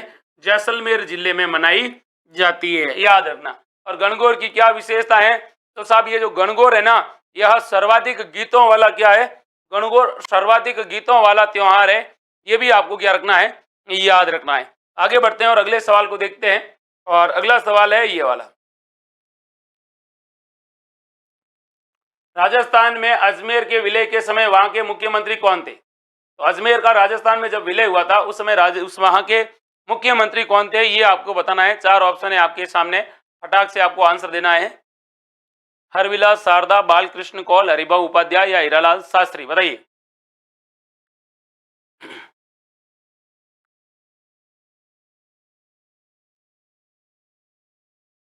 फटाक से आंसर देना। Kalpana Gautam, Hema Kuntal, CP king? बताइए। अच्छा सवाल है, इजी सवाल है। बताइए भाई, राइट आंसर बताना है आपको, गलत कुछ भी बताना है नहीं। सोनू वर्मा, टीकाराम, अक्षर खान, गोविंद पटेल, रेखा पटेल, कल्पना गौतम, पुखराज पुनावत, बबीता कुमारी, अक्षर खान, रघुवीर रेणिकिया? देखिए भाई, जब भी आपसे सवाल ऐसा पूछा जाएगा तो उस समय थे हरिभाऊ उपाध्याय। कहाँ के सीएम थे? अजमेर के सीएम थे। अजमेर में उस समय विधानसभा की सीटें थी वो 30 विधानसभा की सीटें भी पूछी गई हैं। कितनी थी? 30 सीटें थी, ये भी आपको याद रखना। और इस विधानसभा को क्या कहा जाता था? इसको कहा जाता था धारावर्ष। क्या कहा जाता था? धारावर्ष कहा जाता था। और अजमेर के ये क्या हुआ करते थे? मुख्यमंत्री हुआ करते थे, हरिभाऊ उपाध्याय। ठीक है भाई, अगला सवाल देखिए। और अगला सवाल है ये वाला, बेंगू किसान आंदोलन का नेतृत्व किसने किया? बेंगू किसान आंदोलन है, इसका नेतृत्वकर्ता कौन थे, ये आपको बताना है। जब आप राजस्थान के अंदर प्रमुख किसान आंदोलन पढ़ते हो और किसान आंदोलन के अंदर आता है आपका बेंगू किसान आंदोलन, फटाक से आपको क्या देना है? आंसर बताना है। बता दीजिए बेंगू किसान आंदोलन के प्रवर्तक कौन थे? वेरी गुड, राइट आंसर कौन बता रहा है भाई इसमें? लोकेश गंगाराम जी आ गए हैं। इसके अलावा भी है भाई, और भी बताइए भाई। बेंगू किसान आंदोलन है, इस बेंगू किसान आंदोलन के प्रणेता कौन थे? फटाक से आपको आंसर बताना है, बता दीजिए भाई, बताइए। कैलाश हिणकिया, वर्षा शर्मा, प्रवीण राणा, सूरज सिंह राणा, चंदाराम, सुनील खुमियादा, कल्पना गौतम, सौरभ मीणा, सूरज सिंह राणा। फटाक से आंसर दे दीजिए भाई। बबीता कुमारी, पुखराज पुनावत। अच्छा सवाल पूछा गया है आपसे और अच्छे सवाल का अच्छे से क्या देना है, जवाब देना है। बताइए इस आंदोलन का नेतृत्व करने वाले कौन थे? चार ऑप्शन आपके सामने है, बताइए भाई। Very good. बेंगू एक ठिकाना हुआ करता था, ये बेंगू किसान आंदोलन हुआ था चित्तौड़गढ़ के अंदर, एक ठिकाना था। मेवाड़ रियासत का क्या था? ठिकाना था। और मेवाड़ रियासत का ठिकाना था। और यहां पर कहते हैं 25 प्रकार की लाग बाग लगाई गई थी। तो 25 प्रकार के लाग बाग यानी 25 प्रकार के क्या लगाए गए थे? कर लगाए थे। और इस आंदोलन का नेतृत्व किसने किया था, ये आपको बताना है कि इसका नेतृत्व करने वाले थे राम नारायण चौधरी। कौन थे भाई? राम नारायण चौधरी थे। ये आपको बताना है कि इन्होंने इसका क्या किया था? नेतृत्व किया था। इसके अलावा आपको ये भी याद रखना है कि उस समय यहाँ के ठाकुर कौन थे? बेंगू के ठाकुर आपसे पूछे तो याद रखना उस समय ये बेंगू के जो ठाकुर थे वो थे ठाकुर अनूप सिंह। और ठाकुर अनूप सिंह के समय यहाँ पर क्या हुआ था? यह आंदोलन हुआ था। ये भी याद रखना है। 1922 के अंदर इनके और प्रजामंडल के बीच में समझौता भी होता है। फिर आपसे सवाल ये पूछा जाएगा कि इसके अंदर एक समझौता हुआ था, उस समझौता किस किस के बीच में हुआ? ठाकुर अनूप सिंह और किसके बीच में हुआ था? वो कहते हैं कि राजस्थान सेवा संघ के बीच में एक समझौता हुआ था। राजस्थान सेवा संघ के बीच में एक समझौता होता है 1922 के अंदर। और किसानों की बातें मान ली जाती है, लेकिन मेवाड़ के जो महाराणा थे उन्होंने इसको क्या कर लिया था? मानने से क्या कर लिया था? इनकार कर लिया था महाराणा फतेह सिंह ने। और इन्होंने इस समझौते, किसानों और अनूप सिंह के बीच में समझौते को क्या कहा था? बोल्शेविक समझौता कहा था। तो सवाल पूछे किस किसान आंदोलन के अंदर बोल्शेविक समझौता की संज्ञा दी गई थी? तो वो आपका आंदोलन था, वो आपको बताना है भाई। वो था आपका बेंगू किसान आंदोलन। फिर आपको पता होगा 13 जुलाई 1923 को, 13 जुलाई 1923 को क्या होता है? एक आदमी होता है जिसका नाम होता है ट्रेंच। और ट्रेंच आयोग यहाँ पर आया हुआ था। और ट्रेंच आयोग ने यहाँ पर कहते हैं ट्रेंच आयोग, और ट्रेंच आयोग ने यहाँ पर क्या करवाई थी? गोलीबारी करवाई थी। और ये गोलीबारी कहाँ पर हुई थी? गोलीबारी हुई थी गोविंदपुरा गांव में। गोलीबारी कहाँ पर हुई थी? गोलीबारी हुई थी वो जिस स्थान पर, उसका नाम था भाई गोविंदपुरा। और गोविंदपुरा के अंदर इसकी क्या हुई थी? गोलीबारी हुई थी। ये भी आपको क्या रखना है? याद रखना है। और इसके अंदर आपको पता होना चाहिए करपाजी धाकड़ क्या हुए थे? शहीद हुए थे। ये भी आपको याद रखना है। तो सवाल आपसे पूछा जाएगा बेंगू किसान आंदोलन के दौरान कौन शहीद हुए थे? करपाजी धाकड़ क्या हुए थे? शहीद हुए थे। ये भी आपको याद रखना है भाई। फिर आगे बढ़ते हैं और अगले सवाल को देखते हैं। और अगला सवाल है वो आपसे ये कह रहा है, बताओ भाई हवा महल की पहली मंजिल का क्या नाम है? हवा महल का जो हवा महल है इसकी पहली मंजिल है, इसका क्या नाम है? ये आपको बताना है। और वीडियो को भी बराबर क्या करना है? लाइक ठोकना है भाई। अपने को 9 बॉल पे छक्का मारकर क्या करना है? 65 से ऊपर पहुंचा देना है। तो हवा महल राजस्थान के अंदर जब आप प्रमुख महल पढ़ते हो, और प्रमुख महलों में आपका आता है एक महल जिसका नाम है भाई हवा महल। और हवा महल का निर्माण, सॉरी पहली मंजिल है, इसका निर्माण किसने करवाया था? ये आपको बताना है। अच्छा सवाल है, बेहतरीन सवाल है और इजी सवाल है। बताइए भाई। गलत आपको इनमें से कुछ बताना नहीं है, एग्जैक्ट आपको क्या बताना है? सही बताना है। बता दीजिए भाई। हवा महल, हवा महल का निर्माण किसने करवाया था? ये हवा महल है, इसका निर्माण, और इसके निर्माण से रिलेटेड आपसे सवाल ये पूछा जाएगा कि बताइए भाई हवा महल। अच्छा सवाल है, इजी सवाल है। बताइए हवा महल, हवा महल की पहली मंजिल का नाम क्या है? ये आपसे पूछा गया सवाल है। तो हवा महल की जो प्रथम मंजिल है उसका नाम आपको बताना है। बताइए रत्न मंदिर, प्रकाश मंदिर, हवा मंदिर और प्रताप मंदिर। तो बता दीजिए भाई पहली मंजिल का नाम क्या है? ये आपको बताना है। बताइए, बताइए भाई। राइट आंसर बताना है आपको। रत्न मंदिर बता रहे हैं, प्रकाश मंदिर बता रहे हैं, हवा मंदिर बता रहे हैं। राइट आंसर बता दीजिए भाई। राइट आंसर आपको बताना है कि पहली मंजिल का नाम क्या है। अब मैं आपका थोड़ा देख लेते हैं नॉलेज आपका कैसा है। CP king Mangaram, CP king ने बढ़िया बताया भाई। सूरज सिंह राणा ने और भी बढ़िया बढ़िया बताया है। लोकेश ने और भी बढ़िया, कल्पना गौतम ने तो मौज कर दी। खुशहाल चौधरी वाह भाई वाह। पुखराज पुनावत, रत्न मंदिर वाह। मनीषा मीणा ए, चंदाराम अ, पुखराज पुनावत ए, वेरी गुड। सीपी किंग बता दीजिए भाई। Sunil Khumiyada, very good. सुनील खुमियादा ने बराबर बताया है, क्योंकि यहाँ पर ये क्या हुआ है, मिस यूज हो गया है। यहाँ पर प्रताप मंदिर की जगह लिखना था शरद मंदिर। तो मेरे भाई अगर आप यहाँ पे तुक्के मार रहे हो तो थोड़ा बहुत लॉजिक से भी लगाओ, क्योंकि यहाँ पर मिस प्रिंट हो गया था और इसका जो था वो था शरद मंदिर। क्या था? शरद मंदिर है, वो है प्रथम मंजिल। कौन सी मंजिल है? प्रथम मंजिल है। ये आपको याद रखना है। आपने मंजिलें तो पढ़ी है, 5 मंजिलें है। पहली मंजिल का नाम था, वो था आपका शरद मंदिर। कौन सा मंदिर था? शरद मंदिर था। यहाँ पे मेरी कोई गलती नहीं है, मैंने सही प्रश्न बोला है, लेकिन शायद टाइपिंग में क्या हुआ था, मिसप्रिंट हो गई थी। ये आपको याद रखना है। अब देखिए, आपको पता है इस हवा महल का निर्माता आपसे पूछा जाएगा, इसके निर्माता कौन थे? तो इसका था निर्माता थे सवाई प्रताप सिंह। कौन थे भाई? सवाई प्रताप सिंह थे। इन्होंने इनका क्या करवाया था? निर्माण करवाया था। फिर आपसे सवाल पूछा जाएगा कि इसके वास्तुकार कौन थे? तो वास्तुकार के बारे में याद रखना कि वास्तुकार थे भाई लालचंद उस्ता। तो वास्तुकार थे लालचंद। फिर आपसे पूछा जाएगा, बताओ भाई इसकी कोई विशेषता है? तो यह बिना नींव के निर्मित है। बिना नींव के क्या है? निर्मित है, यानी इसकी क्या नहीं लगाई गई है? नींव नहीं लगाई गई है। इसको क्या कहा जाता है? एयर दुर्ग कहा जाता है। और इसकी आकृति पूछे तो इसकी आकृति पूछे तो याद रखना कृष्ण मुकुट के समान है। भगवान कृष्ण का जो मुकुट है ना, उस मुकुट के समान है, कृष्ण मुकुट के समान है। ये भी आपको क्या रखना है? याद रखना है। ये भी आपको क्या रखना है? याद रखना है भाई। अब देखिए अगला सवाल, और अगला सवाल इन्हीं से ही पूछा जाएगा कि बताइए भाई जो ये इसके हवा महल है, इसके अंदर टोटल कितनी खिड़कियां हैं? तो इसके अंदर टोटल 953 क्या बनी हुई है भाई? खिड़कियां बनी हुई है। ये भी आपको याद रखना है। कितनी खिड़कियां हैं? 953 इसके अंदर खिड़कियां हैं। इसके अलावा आपको ये भी याद रखना है कि ये जो हवा महल है, इस हवा महल का निर्माण क्यों किया गया था? तो इसका निर्माण किया गया था भाई, वो रानियों के द्वारा क्या देखने के लिए किया गया था? राज परिवार की महिलाएं क्या देखे कि मार्केट को भी देखे, और क्या देखे? स्पेशली गणगौर की सवारी देखने के लिए। गणगौर की सवारी देखने के लिए क्या करवाया गया था? निर्माण करवाया गया था। और किसका निर्माण करवाया गया था?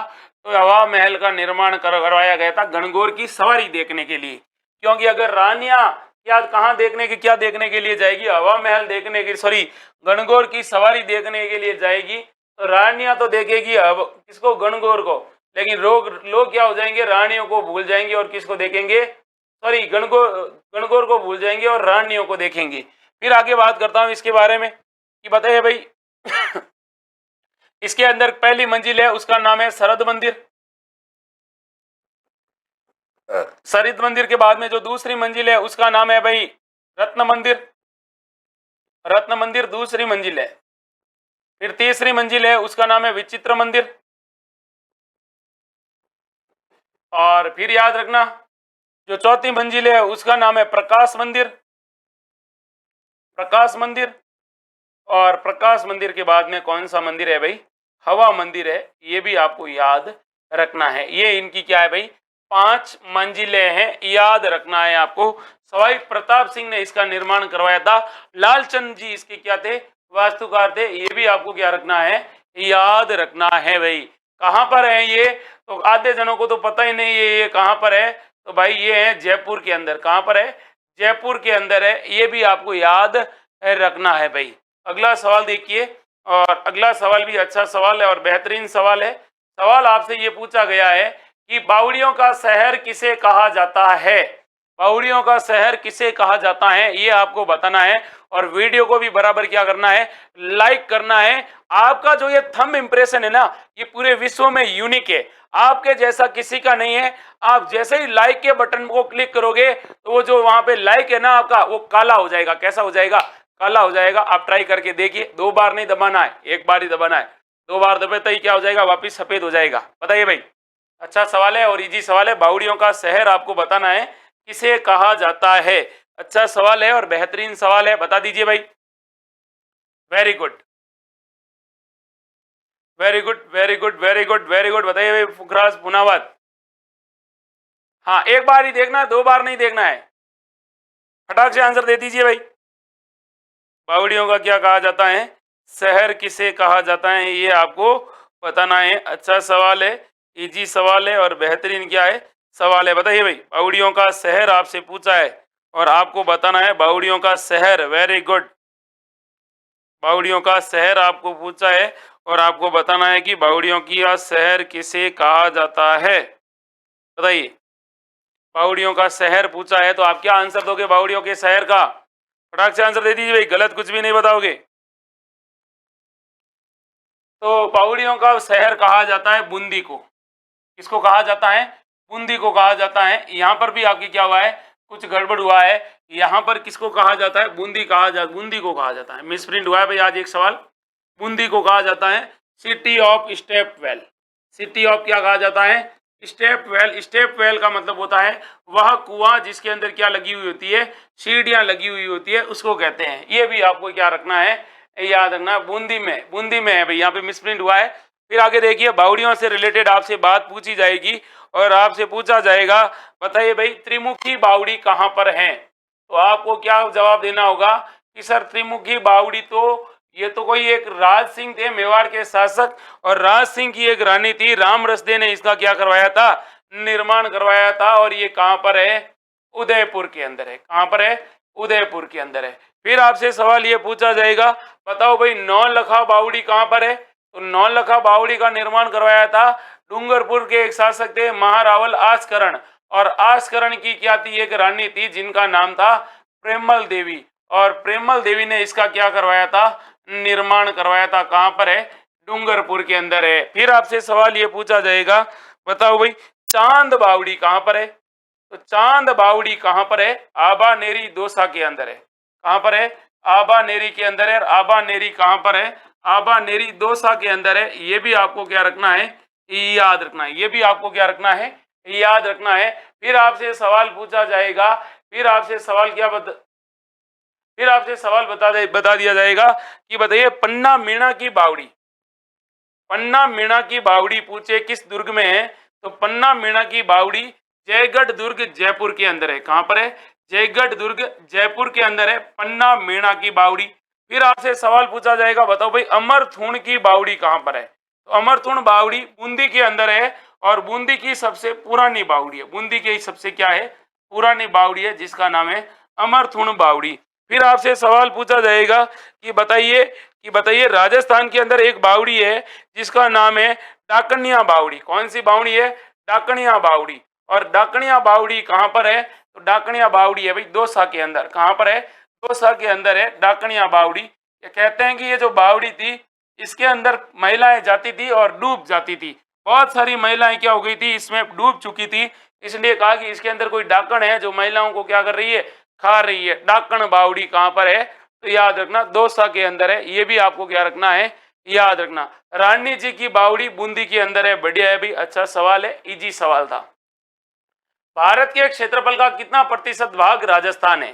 तो भारत के कुल क्षेत्रफल का कितना प्रतिशत भाग है वो राजस्थान है, ये आपको बता देना है। अच्छा सवाल है और इजी सवाल है। बताइए भाई, बेहतरीन सवाल का बेहतरीन तरीके से आपको क्या देना है, जवाब देना है। और वीडियो को लाइक भी करना है भाई, लाइक करते रहिए। भारत के क्षेत्रफल का कितना प्रतिशत भाग राजस्थान में है, बताइए।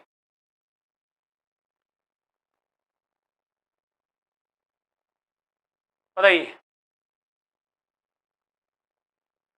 तो भारत के कुल क्षेत्रफल का जो राजस्थान का योगदान है वो है भाई 10.41%। कितना है भाई? 10.41% है। और राजस्थान कैसा है भाई? राजस्थान है, ये राजस्थान देश का सबसे बड़ा राज्य है क्षेत्रफल की दृष्टि से। किसकी दृष्टि से? क्षेत्रफल की दृष्टि से देश का सबसे बड़ा राज्य है। वो सबसे बड़ा राज्य है वो आपको याद रखना है, राजस्थान। ठीक है भाई। और आपसे ये भी पूछे 61.11% राजस्थान में क्या है? तो राजस्थान में 61.11% भाग पर थार का मरुस्थल फैला हुआ है। थार का क्या है?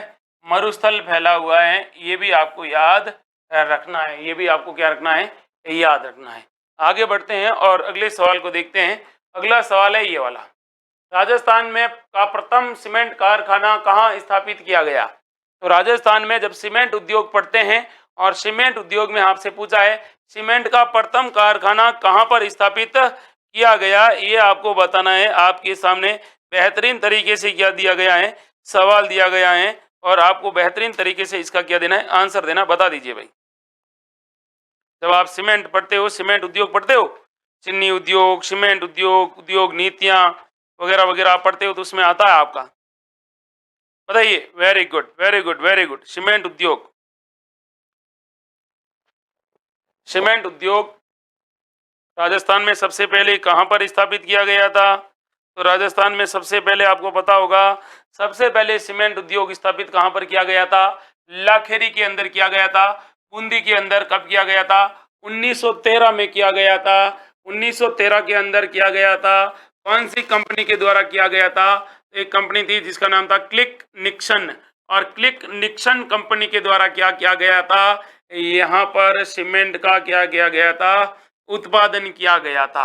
आपको ये भी पता होगा कि देश में जो सीमेंट उत्पादन में राजस्थान का स्थान कौन सा है, अगर पूछ ले कि देश में सीमेंट उत्पादन में राजस्थान राजस्थान का सीमेंट उत्पादन में कैसा स्थान है?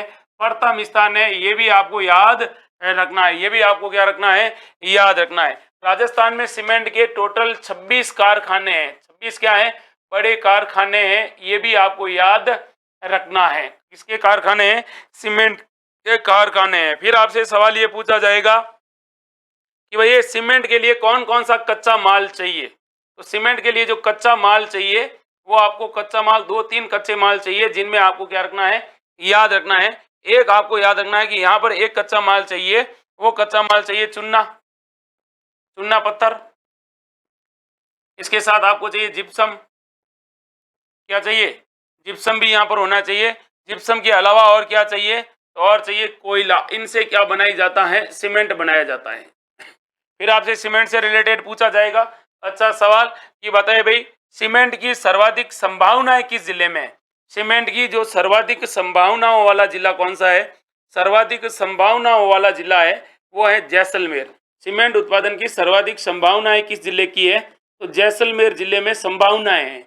लेकिन आपसे सवाल पूछा जाएगा सर्वाधिक उत्पादन, वर्तमान में सर्वाधिक उत्पादन कहाँ हो रहा है? तो सर्वाधिक उत्पादन हो रहा है, वो हो रहा है भाई चित्तौड़गढ़ में। कहाँ हो रहा है भाई? सर्वाधिक उत्पादन हो रहा है वो है चित्तौड़गढ़ में हो रहा है। ये भी आपको क्या रखना है, याद रखना है, क्योंकि सवाल इन्हीं के आसपास बनेंगे आपके। इससे बाहर कुछ जाएगा नहीं, इससे बाहर कुछ आपका जाएगा नहीं। और आपसे अगर ये सवाल पूछे सीमेंट के बारे में, तो सफेद सीमेंट राजस्थान में कहाँ पर होती है? तो आप कहोगे सर एक तो मांगरोल चित्तौड़गढ़ के अंदर होती है, एक गोटन नागौर के अंदर होती है, और एक साइड जगह है खारिया खंगार। खारिया खंगार जोधपुर में होता है। ये भी आपको याद रखना है। अगला सवाल देखिए, अगला सवाल है ये वाला। केंद्रीय भू संरक्षण बोर्ड कहां पर स्थित है? केंद्रीय भू संरक्षण बोर्ड है, ये कहां पर स्थापित है, ये आपको बताना है। 4 ऑप्शन है, जयपुर व जोधपुर, जयपुर व सीकर, गंगानगर व जैसलमेर, जोधपुर व सीकर। जब आप राजस्थान के अंदर आप जल को पढ़ते हो और जल को पढ़ते हो तो आपके यहाँ से आपके सवाल पूछ लिए जाते हैं। बताइए भाई, राइट आंसर बताना है। अच्छा सवाल है, बेहतरीन तरीके से आपसे पूछा गया सवाल है। बताइए भाई, अच्छा सवाल, इजी सवाल, बेहतरीन तरीके से पूछा गया सवाल है। बताइए, राजस्थान के अंदर जब जल संरक्षण पढ़ते हैं तो जल संरक्षण के रिलेटेड आपसे सवाल पूछा जाता है। बताइए भाई, अच्छा सवाल और इजी सवाल है। बताइए, अच्छा सवाल है, इजी सवाल है, बेहतरीन तरीके से आपको क्या देना है, इसका जवाब देना है। बताइए, राजस्थान के अंदर कहाँ पर स्थापित है, ये आपको बताना है। भूजल संरक्षण केंद्र, इजी सवाल है और अच्छा सवाल है, इसका आपको क्या देना है, जवाब देना है। बताइए, भू संरक्षण board, very good, very good. भू संरक्षण बोर्ड का आपको आंसर आ ही नहीं रहा है। तो भू संरक्षण बोर्ड कहाँ पर स्थित है? भू संरक्षण बोर्ड है वो आपको बताना है कहाँ पर है। वेरी गुड, अपाचुक हो चुके हो। चुन्नीलाल गेमर, दिनेश पाटीदार, कल्पना गौतम, आकांक्षा मकवाणा, दिनेश लाल, दिनेश पाटीदार, बताइए भाई, कल्पना गौतम, हो डापा चुक हो गए हो। Very good. केंद्रीय भू जल संरक्षण बोर्ड का आपको याद रखना है, ये अपने कहां पर है, ये आपको बताना है। बता दीजिए। Very good, very good. डापा चुक हो गए ना सर, ये तो मामला गड़बड़ कर दिया। सूरज लोडवाल, पुखराज पुनावत, लोकेश यादव, जानवी यादव, वेरी गुड। कल्पना गौतम, वेरी गुड। तो राइट आंसर है जयपुर व जोधपुर में भूजल केंद्रीय भू संरक्षण बोर्ड स्थापित है। ये आपको क्या रखना है, याद रखना है। अगला सवाल देखो, और अगला सवाल है ये वाला, राजीव गांधी ग्रामीण ओलंपिक खेल में कितने खेलों को शामिल किया गया है? तो राजीव गांधी ग्रामीण ओलंपिक खेल हुए थे, उसके अंदर कितने खेलों को शामिल किया गया है, ये आपको बताना है। अच्छा सवाल है, बेहतरीन सवाल है, और बेहतरीन तरीके से आपको क्या देना है, इसका आंसर देना। बताइए भाई, ये सवाल आपको सबको आना चाहिए, यह सवाल आपको सबको आना चाहिए, इससे बाहर आपके कोई सवाल जाने वाला नहीं है, और परीक्षाओं में आपसे सवाल पूछा जाएगा मेरे भाई। फटाक से आपको क्या देना है, आंसर देना है। बताइए भाई, बताना है आपको। Very good, very good, very good. अच्छा सवाल, इजी सवाल है, इजी सवाल है, और बहुत इजी सवाल है। बताइए भाई, राजीव गांधी ग्रामीण ओलंपिक खेल कितने खेलों को शामिल किया गया था? 6 खेलों। कितने खेलों को शामिल किया गया था? 6 खेलों को शामिल किया गया था। फिर आपसे सवाल पूछा जाएगा कि इसके अंदर उद्घाटन कहां पर हुआ था? तो इसका उद्घाटन पूछे तो याद रखना, इसका उद्घाटन हुआ था पाल गांव जोधपुर के अंदर। पाल गांव जोधपुर के अंदर क्या हुआ था? इसका उद्घाटन हुआ था। और उद्घाटन कब हुआ था? इसका उद्घाटन हुआ था 29 अगस्त को। और 29 अगस्त को कौन सा दिवस मनाया जाता है? खेल दिवस मनाया जाता है। कौन सा दिवस मनाया जाता है? खेल दिवस मनाया जाता है। कितने चरणों में यह गेम हुआ था? 3 चरणों में। 3 चरणों पर इसका क्या हुआ था? गेम का आयोजन हुआ था। और इसके अंदर आपसे सवाल पूछा जाएगा कि बताइए कुल कितना सरकार ने बजट आवंटित किया था? तो 40 करोड़ बजट आवंटित किया था। फिर आपसे सवाल पूछा जाएगा कि ये जो ग्रामीण ओलंपिक खेल हुए थे, इस खेल के अंदर आपसे सवाल ये पूछा जाएगा महत्वपूर्ण रूप से कि इसका उद्देश्य क्या था? तो क्या किसको बढ़ावा देना? खेलों को बढ़ावा देना। खेलों को बढ़ावा देना, और खेलों को बढ़ावा देकर जो ओलंपिक, नेशनल गेम्स या फिर पैरा ओलंपिक या जो भी गेम होते हैं, उन गेम को क्या करना है भाई? सही बताना है। फिर ये आपको बताना है।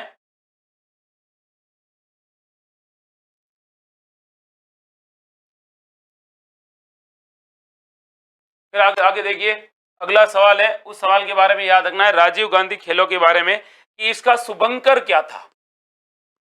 तो आप कहोगे सर इसका शुभंकर था शेरू। क्या था? शेरू था। फिर आपसे सवाल पूछा जाएगा कि इसका थीम सॉन्ग क्या था? तो थीम सॉन्ग के बारे में याद रखना, चालो चालो रे साथीड़ा, चालो चालो रे साथीड़ा।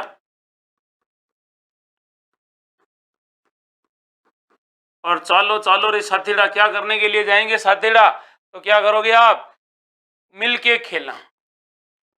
मिलके खेलना। ये भी आपको क्या रखना है, याद रखना, यह इसका थीम सॉन्ग था। फिर आपसे सवाल पूछा जाएगा इस थीम सॉन्ग के लेखक कौन थे? कि ग्रामीण ओलंपिक खेल के अंदर जो थीम सॉन्ग था, इसके लेखक कौन थे? तो आप कहोगे सर वो थे मित्रोदय गांधी। कौन थे भाई? मित्रोदय गांधी ने लिखा था। ये भी आपको याद रखना है, मित्रोदय गांधी ने इस गीत को क्या किया था? लिखा था। फिर आपसे सवाल पूछा जाएगा इसी से रिलेटेड कि इसके अंदर कुल कितने खिलाड़ियों ने रजिस्ट्रेशन करवाया था? तो इसके अंदर कहते हैं कि टोटल 29,12,078, 29,12,078 लोगों ने क्या करवाया था? रजिस्ट्रेशन करवाया था। इतने लोगों ने यहाँ पर इसके अंदर क्या करवाया था? रजिस्ट्रेशन करवाया था। यानी भाग नहीं लिया, लेकिन इन्होंने इस खेल के अंदर क्या दिया था? आवेदन किया था। ये भी आपको क्या रखना है? याद रखना है। फिर आपसे सवाल ये पूछा जाएगा इसी खेल से रिलेटेड कि बताइए ये जो खेल हुए हैं, इस खेल के अंदर 6 खेल शामिल थे। 6 खेलों के नाम कौन कौन से हैं? तो देखिए, एक तो था आपका टेनिस बॉल से क्रिकेट, एक तो क्रिकेट था, एक था खो खो, एक था शूटिंग बॉल। कौन सी बॉल? शूटिंग बॉल था। इसके अलावा आपको ये भी शूटिंग वॉलीबॉल था, शूटिंग वॉलीबॉल। फिर आपसे वो पूछा जाएगा और कौन सा गेम था? और था कबड्डी। खेल कबड्डी, कबड्डी, और सबसे ज्यादा चर्चा में रहा था कबड्डी। फिर आपसे पूछा जाएगा और क्या था? तो आप कहोगे सर और था वॉलीबॉल। कौन सा था? वॉलीबॉल था। ये भी आपको याद रखना है। तो क्रिकेट था, खो खो था, शूटिंग बॉल था, कबड्डी था, वॉलीबॉल था। इसके अलावा एक और गेम था, वो कौन सा था? तो आप कहोगे सर एक बॉल और एक और गेम था, उसका नाम था शूटिंग। क्या नाम था? शूटिंग था। ये भी आपको क्या रखना है, याद रखना है इन खेलों से रिलेटेड। ठीक है भाई, आप लोगों ने ये सारे मैच किया है, खेले हैं। अगली बार जब ये होगा तो आप इसमें बढ़ चढ़ कर वापिस क्या लोगे, हिस्सा लोगे। तो इसके अंदर राजीव गांधी ग्रामीण ओलंपिक में 6 खेल थे। अगला सवाल, अवनी लेखरा का संबंध है। अवनी लेखरा का संबंध है वो किससे है, ये आपको बता देना है, बता दीजिए भाई। अच्छा सवाल है और इजी सवाल है। अवनी लेखरा का संबंध है निशानेबाजी, तलवारबाजी, क्रिकेट या फिर भारतीय सेना से। बेहतरीन तरीके से आपको क्या देना है, आंसर देना है। अवनी लेखरा के बारे में आपसे सवाल पूछा है तो बता दीजिए भाई। अवनी लेखरा है, इनका संबंध है वो किस खेल से हैं, बता दीजिए भाई। अच्छा सवाल है, इजी सवाल है, बेहतरीन तरीके से क्या पूछा गया है, सवाल पूछा गया है, बताइए। राइट आंसर आपको बताना है इसका। अवनी लेखरा का संबंध है कौन से खेल से है, बताइए। अवनी लेखरा का संबंध है भाई निशानेबाजी से। अवनी लेखरा याद रखना किस जिले की है, जयपुर जिले की रहने वाली है। कैसी खिलाड़ी है, पैरा ओलंपिक खिलाड़ी है, पैरा ओलंपिक प्लेयर है, खिलाड़ी है। और क्या है भाई इसका संबंध है शूटिंग से, अर्थात ये क्या चलाती है, पिस्टल। और कितने मीटर के अंदर, 10 मीटर के अंदर है। फिर आपसे सवाल पूछा जाएगा अवनी लेखरा से और भी कि बताइए भाई अवनी लेखरा है, इन्होंने क्या किया है भाई 2022 में, 2022 के अंदर एक विश्व कप हुआ था। क्या हुआ था, पैरा निशानेबाजी वर्ल्ड कप। और पैरा निशानेबाजी वर्ल्ड कप के अंदर इन्होंने कौन सा मेडल जीता था, तो यहाँ पर इन्होंने गोल्ड मेडल जीता था। कौन सा मेडल जीता था, गोल्ड मेडल जीता था। ये आपको याद रखना है। और इनके बारे में आपको ये भी याद रखना है कि टोक्यो के अंदर क्या हुए थे, पैरा ओलंपिक गेम्स 2020 में। तो पैरा ओलंपिक गेम्स कहाँ हुए थे, टोक्यो में। टोक्यो जापान की राजधानी टोक्यो में हुए थे, टोक्यो पैरा ओलंपिक्स। और यहां पर इन्होंने क्या जीता था, गोल्ड मेडल। यहां पर भी इन्होंने क्या जीता था, गोल्ड मेडल जीता था। फिर आपको याद रखना है इनके बारे में कि इनका जो संबंध है, इनको पुरस्कार कौन सा मिला है, पद्मश्री।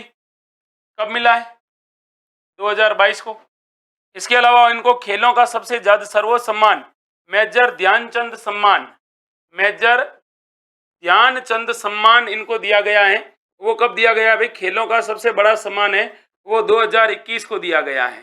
फिर आपसे इन्हीं से रिलेटेड पूछा जाएगा कि बताइए भाई राजस्थान के अंदर एक अभियान है जिसका नाम है बेटी बचाओ बेटी पढ़ाओ। तो बेटी बचाओ बेटी पढ़ाओ की जो ब्रांड एम्बेसडर है, बेटी बचाओ बेटी पढ़ाओ की जो ब्रांड एम्बेसडर है बेटी पढ़ाओ, इसकी इनको क्या बनाया गया है भाई, ब्रांड एम्बेसडर बनाया गया है।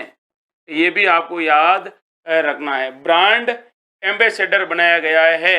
ये भी आपको याद रखना है इनके बारे में कि ये क्या कर रही है, बेटी बचाओ बेटी पढ़ाओ कार्यक्रम को प्रमोट कर रही है राजस्थान सरकार के द्वारा। इसके अलावा जब टोक्यो पैरा ओलंपिक गेम समाप्त हुए थे, उस समाप्त के दौरान इन्होंने क्या किया था, भारत के झंडे का ये क्या थी, समाप्त हुआ था। उस समाप्ति के समय ये क्या थी, भारतीय झंडे की ये क्या थी, ध्वजवाहक थी। क्या थी भाई, ध्वजवाहक थी। ये भी आपको इनके बारे में क्या रखना है, याद रखना। और वर्तमान के अंदर पूरे विश्व की नंबर 1 क्या है भाई, पूरे विश्व की नंबर 1 पैरा ओलंपिक क्या है भाई, प्लेयर है। पैरा ओलंपिक क्या होता है, अरे भाई पैरा ओलंपिक का मतलब होता है जो विकलांग वगैरह होते हैं ना, स्पेशल कैटेगरी में जिनका हाथ नहीं होता है, जैसे अपने चुरू से हैं सुंदर जाजड़िया, ठीक है। और ये इनके थोड़े पैरों में ये क्या है, पैरों से ये चल नहीं सकती है, तो ये शूटिंग करती है। इसलिए कहते हैं कि एक तो ओलंपिक और एक था पैरा। पैरा के अंदर जो कौन थे, स्पेशल कैटेगरी के, जिनके हाथ पांव नहीं है या फिर जिनका शरीर एकदम सही तरीके से नहीं है, स्पेशल कैटेगरी में रखा जाता है उनके लिए। ठीक है भाई, अगला सवाल देखो। अगला सवाल है ये वाला, और ये सवाल है कि टोक्यो ओलंपिक में राजस्थान के कितने खिलाड़ियों ने भाग लिया था। टोक्यो ओलंपिक में राजस्थान के कुल कितने खिलाड़ियों ने भाग लिया था, ये आपको बताना है। आपके सामने 4 ऑप्शन है और वीडियो को भी लाइक करना है। और टोक्यो ओलंपिक में राजस्थान के कितने प्लेयरों ने क्या लिया था, भाग लिया था, ये आपको बताना है। अच्छा सवाल है, इजी सवाल है, अगर आपने इसको पढ़ा होगा तो आपको पता होना चाहिए कुल कितने खिलाड़ी थे टोक्यो ओलंपिक में। अच्छा सवाल, इजी सवाल है, बताइए भाई। टोक्यो ओलंपिक में राजस्थान के कुल कितने खिलाड़ी थे? 4, 16, 18, 11, बताइए। Very good, very good, very good, very good, very good. CP king, Kansa Makwana, सुखनीर Kaur, सुलेखनी Kaur, Pradeep Kumar, Manisha Goswami, कल्पना गौतम, नवीन यादव, नटवर लाल पुनावत, पता कल्पना गौतम, आकांक्षा मकवाना, पुखराज पुनावत, नटवर लाल, फुल्लाराम, बताइए भाई। वेरी गुड, फुल्लाराम ने बहुत बढ़िया आंसर बताया भाई। कल्पना गौतम ने भी बड़े आंसर बता दिया है। सोनू लोहिया ने भी बहुत बढ़िया आंसर बताया है भाई। पुखराज पुनावत, फटाक से आंसर बता दीजिए भाई। सीपी किंग, वाह भाई वाह। कल्पना गौतम और भी बढ़िया आंसर बता रहे हैं सबके सब। बताइए भाई, टोक्यो ओलंपिक में राजस्थान के कितने खिलाड़ियों ने भाग लिया है? सुलक्षणा देवी, सुलक्षणा देवी, विजय चौधरी, बताइए। Manisha Goswami, Vikharam, Pukhraj Punawat, very good, very good. Tokyo Olympic में राजस्थान के 4 खिलाड़ी ही क्वालिफाई हुए थे, क्योंकि कोई भी बड़े ओलंपिक होते हैं उसमें आपको क्या करना पड़ता है, पहले कंपटीशन देना पड़ता है अपने देश के ही क्या होते हैं प्लेयरों के साथ, फिर आपको आगे भेजा जाता है। तो देखिए टोक्यो ओलंपिक में 4 खिलाड़ियों ने क्या लिया था, भाग लिया था, ये आपको याद रखना है। किस किसने लिया था, तो ये भी याद रखना। और अपूर्वी चंदेला, अपूर्वी चंदेला जो जयपुर की रहने वाली है, कहाँ की रहने वाली है, जयपुर की रहने वाली है। और इनका जो संबंध है वो 10 मीटर निशानेबाजी से, 10 मीटर क्या है, निशानेबाजी से इनका क्या है, संबंध है, ये आपको याद रखना है। इसके अलावा एक है भाई दिव्यांश सिंह पंवार, दिव्यांश सिंह पंवार है, इन्होंने भी ओलंपिक में क्या लिया था, भाग लिया था। और इनका संबंध भी राजस्थान के किस जिले से है, जयपुर जिले से हैं। और याद रखना ये क्या करते हैं, तो ये भी 10 मीटर निशानेबाजी में भाग लिया था इन्होंने। फिर याद रखना एक है भावना जाट, और भावना जाट का सवाल ये पूछा जा चुका है, याद रखना करंट के अंदर ही। और भावना जाट है, यह राजसमंद की रहने वाली है, और इन्होंने भाग लिया था 20 किलोमीटर पैदल चाल में। कौन सी चाल में, 20 किलोमीटर पैदल चाल के अंदर इन्होंने क्या लिया था, भाग लिया था भावना जाट ने। इसके अलावा एक है, इनका नाम है अर्जुन जाट, क्या नाम है भाई, अर्जुन जाट। और अर्जुन जाट का संबंध भी कहां से है भाई, जयपुर से है। कहां से है, जयपुर से है। और पूछे इनका संबंध किस खेल से है, तो इनका संबंध है भाई नौकायन, जो रोइंग होती है ना, नौकायन, नौकायन के अंदर इन्होंने क्या लिया था, भाग लिया था। ये 4 खिलाड़ी थे जो कहां पर गए थे भाई, इस ओलंपिक खेल के अंदर गए थे। ये बात अलग है कि भाई ये जो ओलंपिक हुआ था इसके अंदर राजस्थान के चारों प्लेयर थे, वो क्या नहीं लेकर आए थे, मेडल लेकर नहीं आए थे। अगला ध्यान रखना, सवाल आपसे पूछा जाएगा कि 33वां ओलंपिक गेम्स कहां पर होगा, तो 33वां ओलंपिक गेम्स 2024 के अंदर होगा। और 2024 के अंदर ये कहां पर होगा, पेरिस के अंदर होगा। ये भी आपको क्या रखना है, याद रखना है। एक दो सवाल जो आपके करंट अफेयर से लिए थे, जहां आपकी तैयारी और भी अच्छी हो जाएगी। मेन टॉपिकों से लिए हैं, सवाल को गलत नहीं करना है, अच्छे से पढ़ना है, बेहतरीन तरीके से पढ़ना है। बाकी टेलीग्राम का आपके पास लिंक आ ही रहा है, उसको ज्वाइन करो, पढ़ो, स्वस्थ रहो, मस्त रहो। एक बात और, तक्षशिला एकेडमी जोधपुर के सभी ऑनलाइन कोर्स पर दीपावली के उपलक्ष्य में 90% क्या दी जा रही है, छूट दी जा रही है। अगर आपको हमारी फैकल्टी के वीडियो देखने हैं तो इसी टेलीग्राम के, इसी जो यूट्यूब चैनल है, इसी के अंदर आपको मिल जाएंगे। जैसे साइंस की मिल जाएगी, रीजनिंग की मिलेगी, मैथ की मिलेगी, उसके अंदर आप फैकल्टी को एक बार आजमाइए, फिर आप ऑनलाइन कोर्स पे आ जाइए। मात्र 99% क्या चल रहा है, उसके अंदर ऑफ चल रहा है, और अपनी तैयारी को बढ़िया करना है। ठीक है भाई, मिलते हैं कल फिर नए जोश, नए जुनून, नई ऊर्जा के साथ। तब तक के लिए आप सबको जय हिंद।